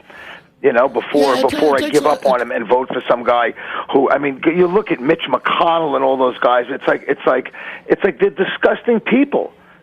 Yeah, it's real. Romney's creepy, and I should ask everybody in this room. Can anybody here tell me why Romney is running for president? I don't think Romney knows why he's running for president. No, I think he's trying to protect something. I think he did something bad. I think he's going to have to pay a lot of money if he doesn't get in there. And and shuts it down. That's why Sheldon Adelson's giving so much money. It's why the Koch brothers are giving so much money. They need to keep this creepy status quo. There's shambles. Democrat And and it's not that the Republican, Democrats and are if so you solid. trace They're each in of their such arguments all shambles the way because to the end. because if you look at McCain, they really didn't love McCain because they're so fractured because their base is so Tea Party-ish and so right-wing. Right-wing, zealous, religious people. It's like that's a big part of their base. So Obama's base had a strong left-wing thing, and a lot of people way over on the left are disappointed. Me, if Obama's a centrist, I'm kind of happy. Clinton was a centrist. Obama's probably more left than Clinton. I mean, we were talking about this before. I mean, Clinton gave us a Defensive Marriage Act, which is not something I'd be proud of. He don't ask, don't tell. He was shitty. He repealed Glass-Steagall. Right? That was under Clinton. I mean, Obama's terrible on gun control too. No, but there was an Clinton evolution to don't ask, don't tell. You know, it was like Clinton. You know, he's a politician's politician. So don't ask, don't tell was better than nothing at the time. And we evolved out of that into come out of the closet. It's okay. But Bill Clinton allowed the repeal. It's not versus. Like sometimes things take time, and that took time. And I bet you if Clinton was now, he might have gone more directly for come right out of the closet. Don't ask, don't tell. That was a social issue. As far as conservatism, Bill Clinton allowed the repeal of Glass-Steagall, which led us down, the terrible 10 years of deregulation that destroyed our country. So if we're really looking at Obama is far and beyond more liberal than Bill Clinton. Both Clinton and Obama are good. Basically, the Democrats are about understanding that not everyone is created equal. Not everyone is started with the same opportunities. So they want to help. And other people think everyone is created the same.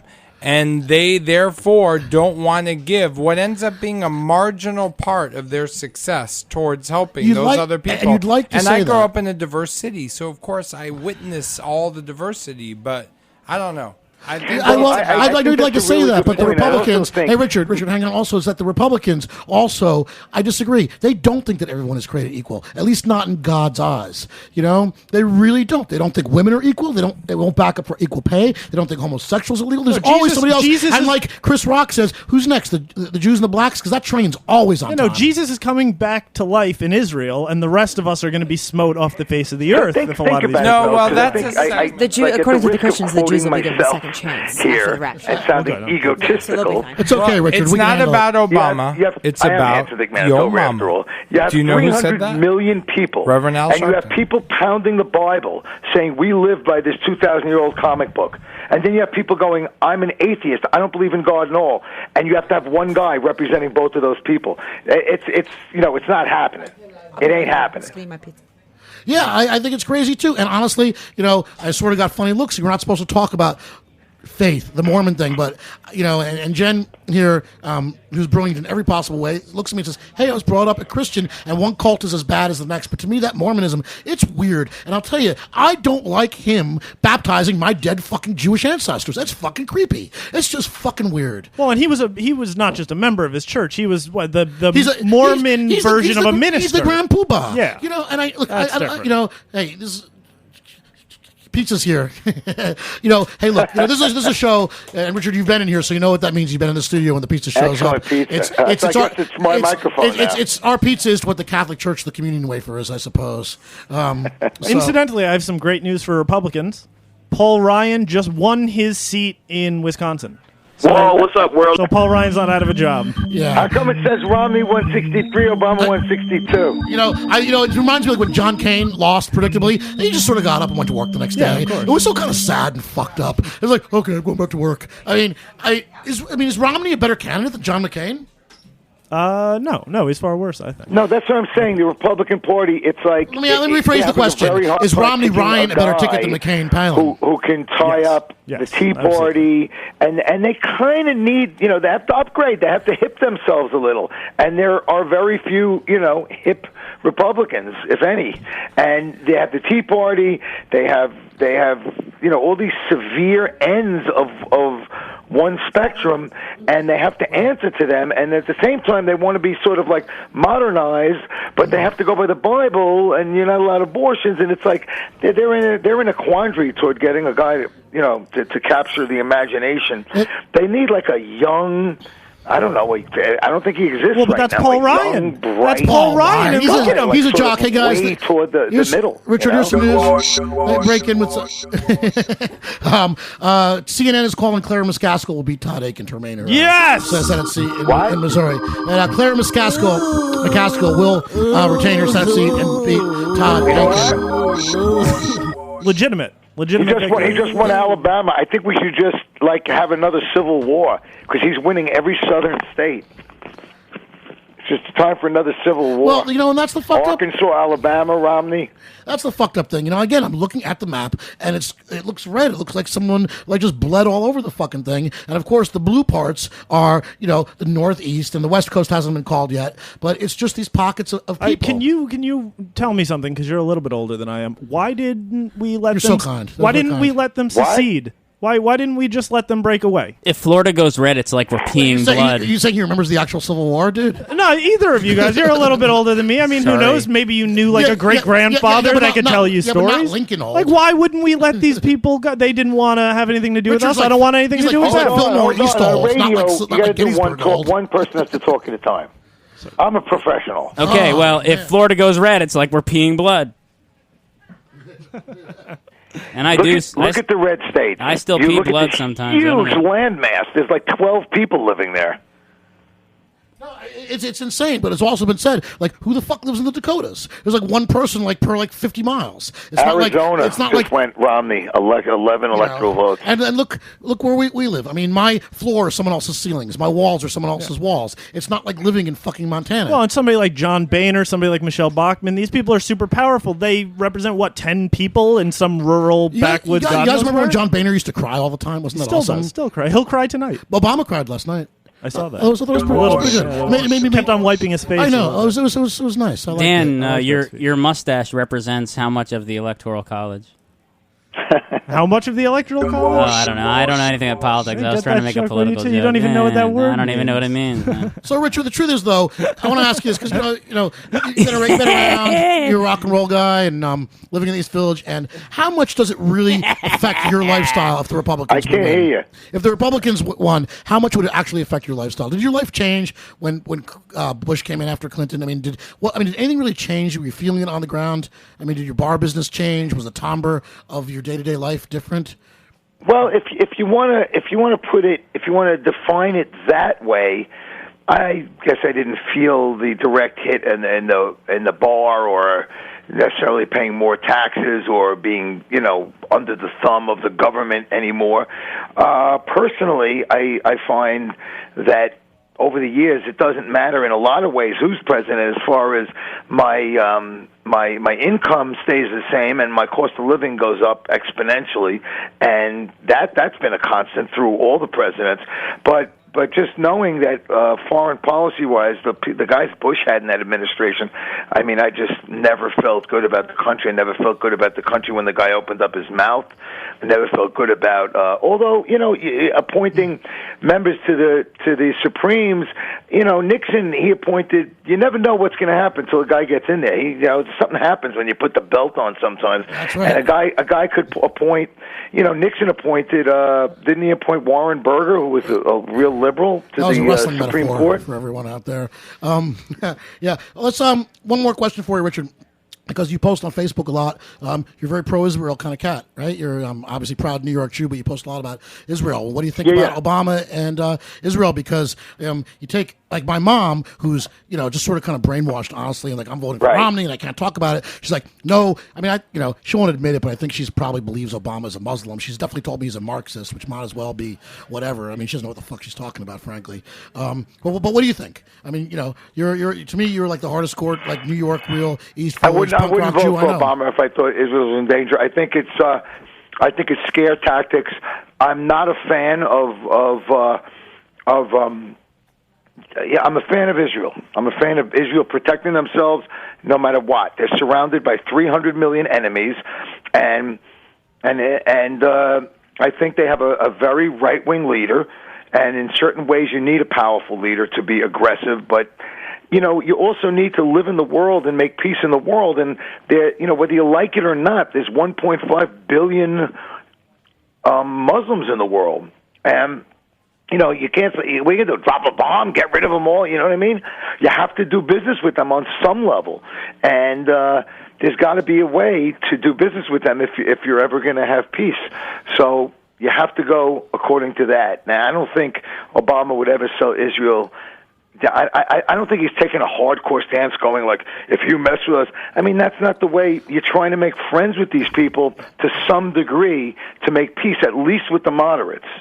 So I think Obama, I think it's scare tactics, and the Republicans go on the fear. Well, so what if they get in? They're going to go and tell the entire Arab world, like, we're totally pro-Israel, and anything you do, and you're making an enemy with us, and great. So that leaves us where? You know what strikes me, though, about as far as the Israel conflict goes, if you listen to the entire, I think it was like an hour and a half, but that 47% video of Mitt Romney, when he's in back rooms and he's being perfectly honest to the people that can afford to hear it. And one of the things he says is that there is no negotiating with Palestinians. These people just want war. Their economies are funded by war, and that you can kick the can down the road, but that there's no really fixing the Israeli-Palestinian conflict until you, and then he sort of alluded that you have to, I guess, wipe the Muslim, religion off the face of the map. So if you really want somebody that's pragmatically going to go in there and try to find peace, you need somebody that believes that peace is possible. I agree. Yeah, I agree. I mean, I don't want to do business with Hamas or the Hezbollah, and I don't know what this Arab Spring is going to beget. I mean, technically speaking, as Americans, we're supposed to love freedom-loving people. Now, what happens if the Arab world, in their freedom, in their lust for freedom, all decide, hey, we want to vote these guys in. They have democratically elected terrorists. The United States has been backing. Yeah, they got to vote and they voted guys. And we're gonna, we want to destroy Israel. Then what do you do? Well, So we elected Bush, and no other a lot of countries were upset about it, but they had to take it. I mean, this is how democracy works. You bring in who you want to bring in.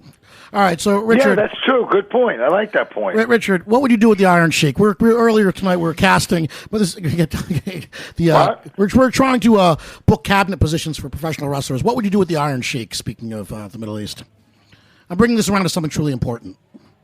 Ambassador. Iron Sheik, God bless you, brother. I have him go over and be a liaison. I don't know, some sort of Mideast liaison. I got him in a security position, personally. What do you think about Fred? I was thinking Fred Blassie as Secretary of State, maybe, because he did so well with the Iranians and the Russians.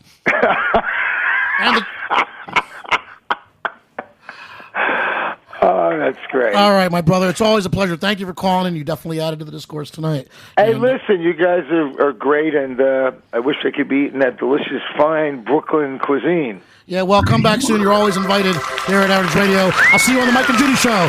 Handsome Dick, Manitoba. Can you dig it? All right. Oh, man. Thanks, Richard. Life dies. Thanks for having me, guys. Is this pizza available, or what are we doing here? Am I the only one? Oh. I'm not the supreme expert on cleaning guns, but I do know a little bit, and I'm just going to share my little tips and ideas with you.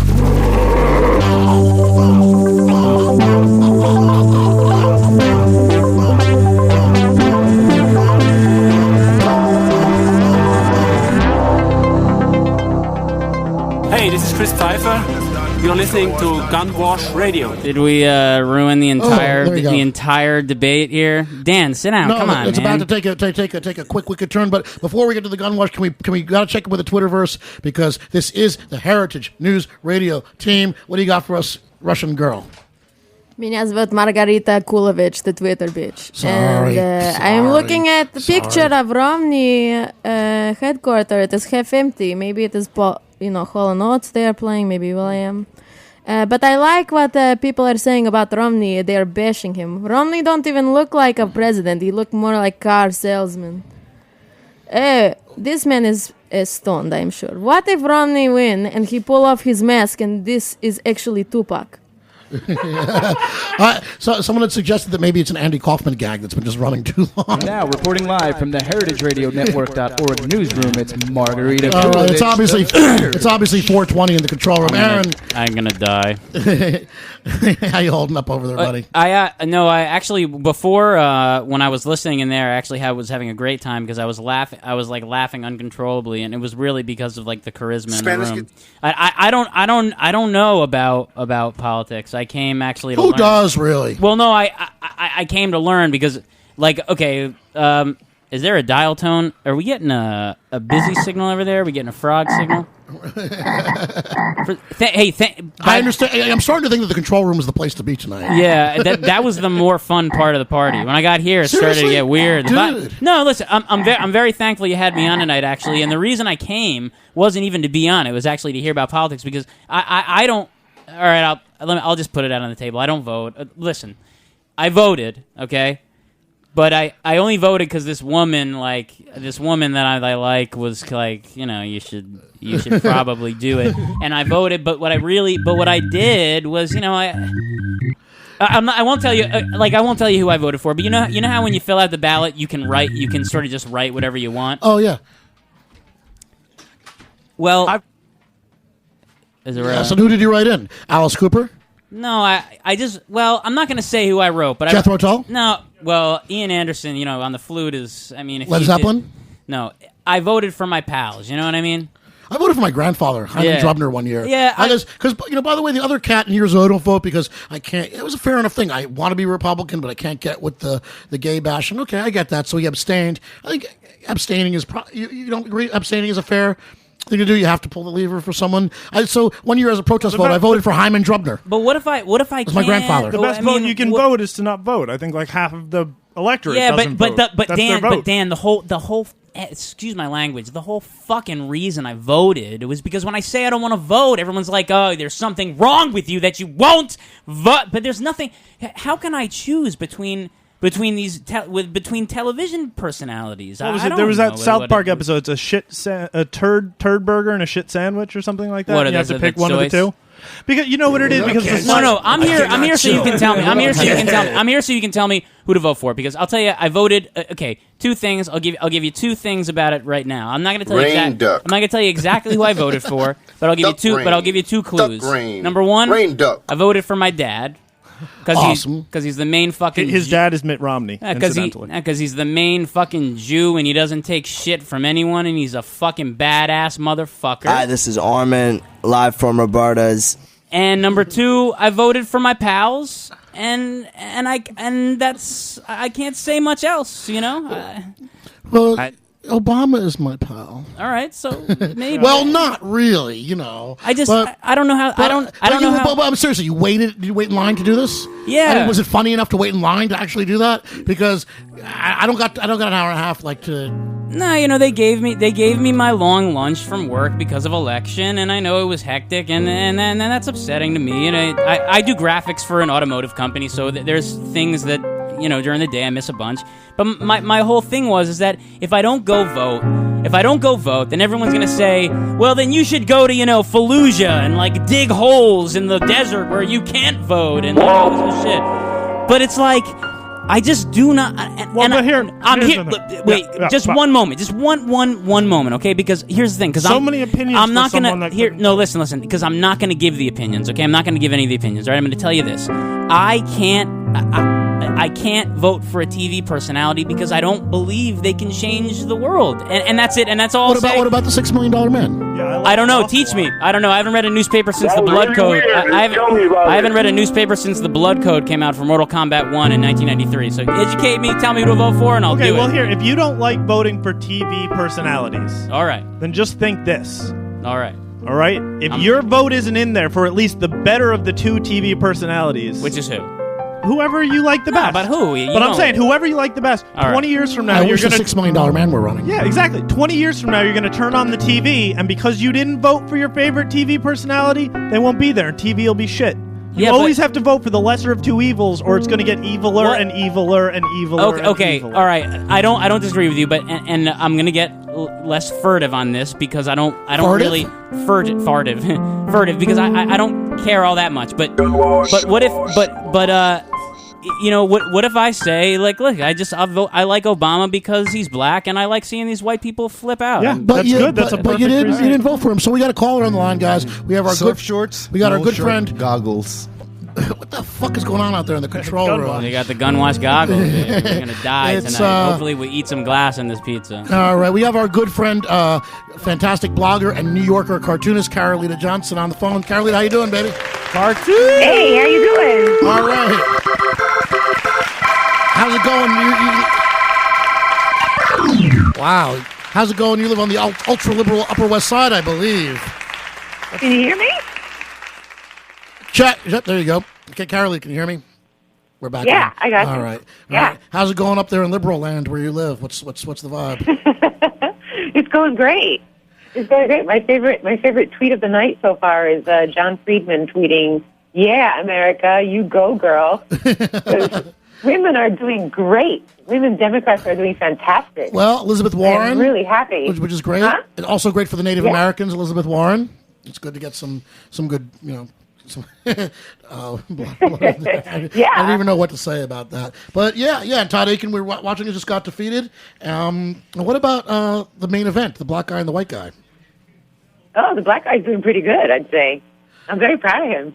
Yeah, I don't know. We're seeing everybody here sort of nodding their head. It's looking at what is that CNN you're looking at? It's Huffington Post has No. it Yeah, I'm looking at the 173 to Huffington 174. Yeah. Yeah, because the Huffington Post, which is a very reliable news outlet. Well, they're liberal. They let so me I expect why them to not? lean liberal. Well, They're worse than liberal. They've been calling it pretty well. They've been calling it pretty well so far, and so is John Cassidy on the New Yorker. So, I mean, you want to talk...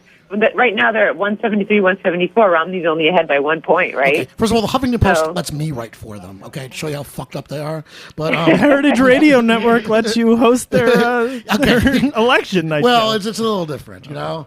Here I get to Yeah, put a position of authority, such as They this. can't make stuff up. Oh, really, Carolina? You can't make stuff up. Well, I think Bill O'Reilly begs to differ because that's basically his modus operandi. I think right? that's the theme of this election, is whether or not you can make things up. I think Romney begs to differ too, but this is what happens when you make stuff up. By the way, I love Bill O'Reilly. I can't get enough of him. I watch him all the fucking time. I listen to Rush Limbaugh all day today. It's It like was amazing. Bill O'Reilly. It's Oh, like, my God. It's like I always say it's like when Darth Vader comes on the screen in Star Wars, right? We all know if you like Wagner or professional wrestling or cowboy movies, you go to see the bad guys, right? And Bill O'Reilly is the baddest of the bad guys. He's a complete fucking bully. He cheats. He'll do anything to win.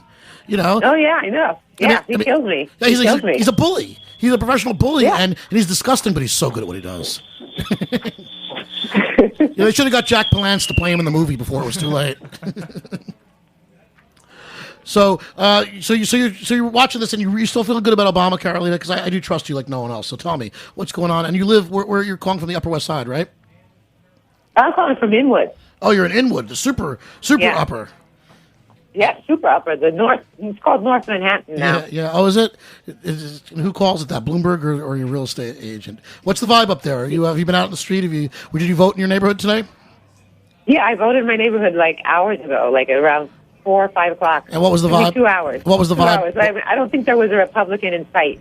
Right. I was trying to play Spot the Republican in my district, and it was pretty hard. I couldn't find anyone. And yeah, me either.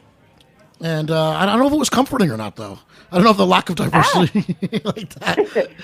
I mean, last time I voted for president, they made me take off my button in my other neighborhood, and here I walked right in with Big Bird in my pocket and an Obama button on, and nobody batted an eye. Did you get a sticker when you voted today? Because I didn't get a sticker, and I was kind of disappointed about that.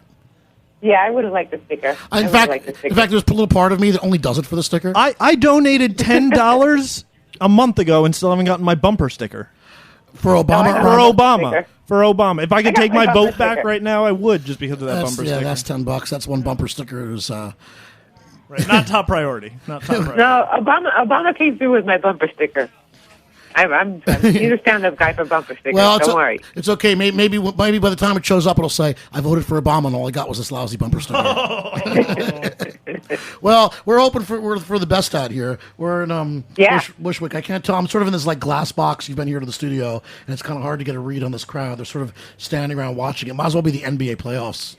Actually, the the playoffs probably get more passion. I don't know. I'm gonna say I'm a little scared. I'm a little worried. I'm looking at it now. Incidentally, are you looking at the popular vote? Well, popular vote. Romney's got 50.6% to Obama's 48.1%. Yeah. Of course, I'm looking at it. I'm a journalist. Goddammit. Well, that's what's fucked up. We've been talking about this all night. The electoral thing and the popular thing, that you could win. The electoral college. It's happening. Not win the popular vote. Well, if Romney gets this popular and loses the electoral, and then we have Gore Bush, we'll finally start talking about getting rid of the electoral college. Neither side will want the electoral college after this election, if it goes that way. It would be nice. Totally. And come back around to it. As a New Yorker, I feel bad that no one wants to work for my vote. They take me for granted because... No, we need to flood out entire sections of our states just to get the president to come up here in election season. No, what we need to do is have $10,000 plate dinners. That's how we get the president to show up. Because that's all he wants. But I want the same hand job from Mitt Romney and Obama that the guys in Ohio get. Or New Hampshire, around the corner. I want one of those fucking cats to come to my house and put oil on me, okay, and earn my fucking vote the way they do in Virginia and Colorado, right? Why not? I mean, seriously. I mean, oh, Mike, you've got gay friends, so seriously, we don't have to work for you. It's a little insulting. I feel small. Yeah, well, I feel small. If they go by the popular vote, someday I'm going to start having babies. Really? Yeah, you're going to see a lot of people start having babies that never thought about it before. I wonder. I was during the hurricane. I was wondering what the birth expansion rate, the spike in births 9 months from the date of Hurricane Sandy. Oh, double. Yeah, double the usual average. That's a big night. So, I mean, Carolina, do you think that possibly that the hurricane was some sort of conspiracy to cut down fuel, and I thought maybe it was a Romney conspiracy that backfired to make. Oh, this is going to be the biggest stimulus package that we've seen since the last gigantic stimulus package. This is going to be huge. Absolutely huge. Well, I'm into stimulus. Yeah, me too. I'd love to be stimulated. I can't believe this is, we're getting up to 11 o'clock. This has been our show, The Apocalypse Watch. Carolina, you got a prediction for tonight? Yeah, Obama. All right, I love it. And Obama's going to win. Florida, is it coming in yet? Yeah, it's neck and neck. It's so neck and neck. 92% of it's in, but it's 49.7 to 49.5. Obama up by 0.2%. It's got to happen. It's got to happen. Real close. It's going to come down to my fucking mother. I know it. It's going to be my fucking mother. She's going to be standing there. And no, she won't, And, Rachel Schukert was here before, and she says, it's a shame that both of my parents are liberals because I didn't get to write them a touching letter to change their vote. But I did. I told my mom the story. It's like, you can't vote for Romney and think that you still love me. I mean, I came this close to coming out as gay. I mean, I did, just to do it. But the truth is, look, here's a story I told my mom. I said, I was on this airplane the other day, and I was coming back from Minnesota, and a guy behind me was wearing a Vikings jersey and got into a casual conversation with the person sitting next to him. And he said, hey, you rooting for them Vikings there, are you? And the guy said, well, sure I am, but what's more important is I'm voting for Romney, because marriage is between a man and a woman, and I really believe that when you admit Romney to come in. And I'm trying to get my bag down, from the top of the luggage rack, and I'm hearing this behind me, and I'm flashing red. All I hear is hatred and bigotry, and I cannot believe that the Republicans, and I blame the fucking Republican Party for fostering an environment where this sort of intolerance and bigotry could be said out loud with impunity in a tight metal fucking tube full of people that you don't know. We're in New York. Presumably, everybody's got gay friends like me, and the guy's just spouting bigotry, and I was going to turn around and punch him in the fucking head. That was my first instinct. But then I thought maybe I should turn around and say, no, you're wrong. Marriage is between a white man and a white woman. And really hit him low. And then I'd get on to the coloreds and the Jews, and really lay it in. But that's the fucking thing. It's like, how can you foster this environment where bigotry is tolerated? And you can't pick and choose. There's no line item veto on the Republican Party platform. Okay? Maybe you think Obamacare is bad, but do you really think intolerance is the way this country needs to go? It's in their platform. It's in their platform. It's printed in their platform. Fucking platform. And intelligent and reasonable people can talk about the economy. We can talk about healthcare plans. What we cannot talk about is that gay rights and women's rights and human rights, it's not on the fucking table. But then, with all of that in mind, don't doubt that there isn't a whole bunch of racism that's pushing a lot of these people trying to get this guy out of office. They want an old white man to step into the Oval Office and say, "You are fired. You have failed. You know, it was a good try, but I'm sorry." No, B. I think. That's crazy. Caroline, you still with us? Me? Yeah, that was a pretty crazy little rant we Yeah. had there going. All right. Can't hear you very well, though, guys. Well, listen, thanks for calling in. You know, we love you. We'll see you again on the Mike and Judy show. We're going to look for you in the New Yorker and on your blog. Great, thank you. And I think right now, I can't believe it's 11 o'clock. We're going to get the hell out of here. We're gonna, Okay, I didn't hear that, but thank you for having me on. Oh, of course. There you go. Yeah, jeez. Okay, night-night, guys. All right. See what happens when there's no applause? Nobody even knows what to do. I know, it's crazy. All right, well, Jack Inslee, producer to the Superstars, thank you so much. You've been a champion, Dan, thank you. Mickey, thank you. Mickey from the World Cup. Yeah. Margarita, you are the Twitter bitch. Yeah, baby. All right, we're going to take this one out. All right, I'm bringing it back. We're going out on the Freedom Highway. All right. Oh, but you know what? I'm fighting back.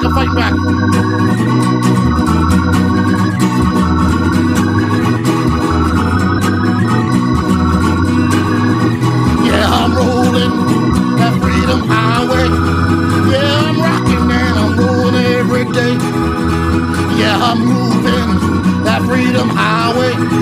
Yeah, I'm shaking and I'm quaking every day. Yeah, I said 2x2, said 4x4. Never felt so good before. Yeah, I'm moving that Freedom Highway. Shaking and a quaking every day. Made up my mind. Oh, yeah, well, Tallahatchie River and the forest, yeah. Tallahatchie River and the lakes. The whole known world is wondering what's wrong with the USA. Have you heard of a righteous man? We shall overcome. Rock the Freedom Highway till my day is done. And I'm rolling that Freedom Highway. Yeah, I'm moving and I'm shaking every day. Made up my mind. Lord. Let's hear it for Mr. McGiffin. All right. Thanks, everybody out there in the Heritage Radio land. All our lives, we've been told we're free. But I think if you take inventory, you will find a different story. Once again, thanks to Patrick Martins and Jack Inslee, the Heritage Radio Network. Jack, you fucking rule. Joe, thank you, buddy. Thanks for Aaron Gunrush, Jen Tolik, Jimmy Carbona, my friend Judy McGuire, Dan the man, yeah, baby. Well, there are so many people, yeah, living life depressed. The whole wide world is wondering what's gonna happen next. Have you heard of a righteous man? We shall overcome. Rock that Freedom Highway till my day is done. And I'm rolling that Freedom Highway. Yeah, I'm rocking and I'm rolling every day. Made up my mind. La. I said 1 by 1, I said 2 by 2, 3 by 3, I said 4 by 4, said yeah.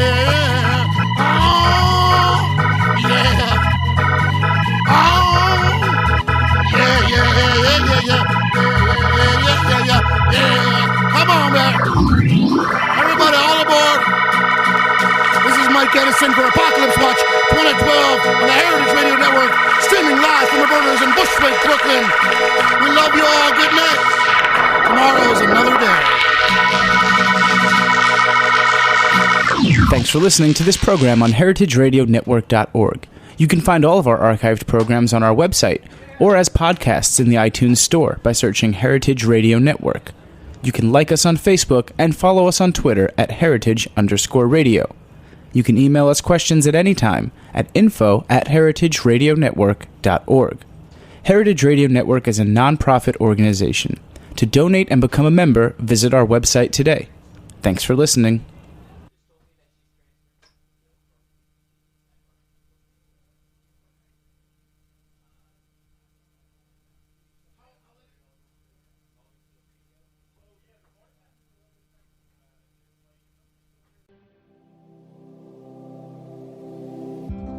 Hey there, I'm Lee Ullman here with some big news from the National Young Farmers Coalition. We're partnering with Heritage Radio Network on a special season of The Farm Report. It's all about what's happening with the Farm Bill and how it impacts farmers and eaters. I am growing diversified vegetables on land that's been in our family for 150 years. And so with the pandemic, gentrification, property values going up, we had to sell the land and we lost it. Join us as we uncover the untold stories behind this massive piece of legislation that shapes how we grow our food, what we eat, and so much more. The problems we have had, those are things that come from earlier Farm Bill and USDA policy, right? Like Earl Butts, get big or get out. You know, it's my responsibility to know not only what I'm eating, but then like how that all came to be. And realize like, wow, like this piece of legislation, all this money, like it's technically something that I support as a taxpayer. While Congress debates the next Farm Bill, this is not just an invitation to listen. It's a call to action. Be part of the conversation. Subscribe to the Farm Report on Heritage Radio Network, wherever you listen to podcasts.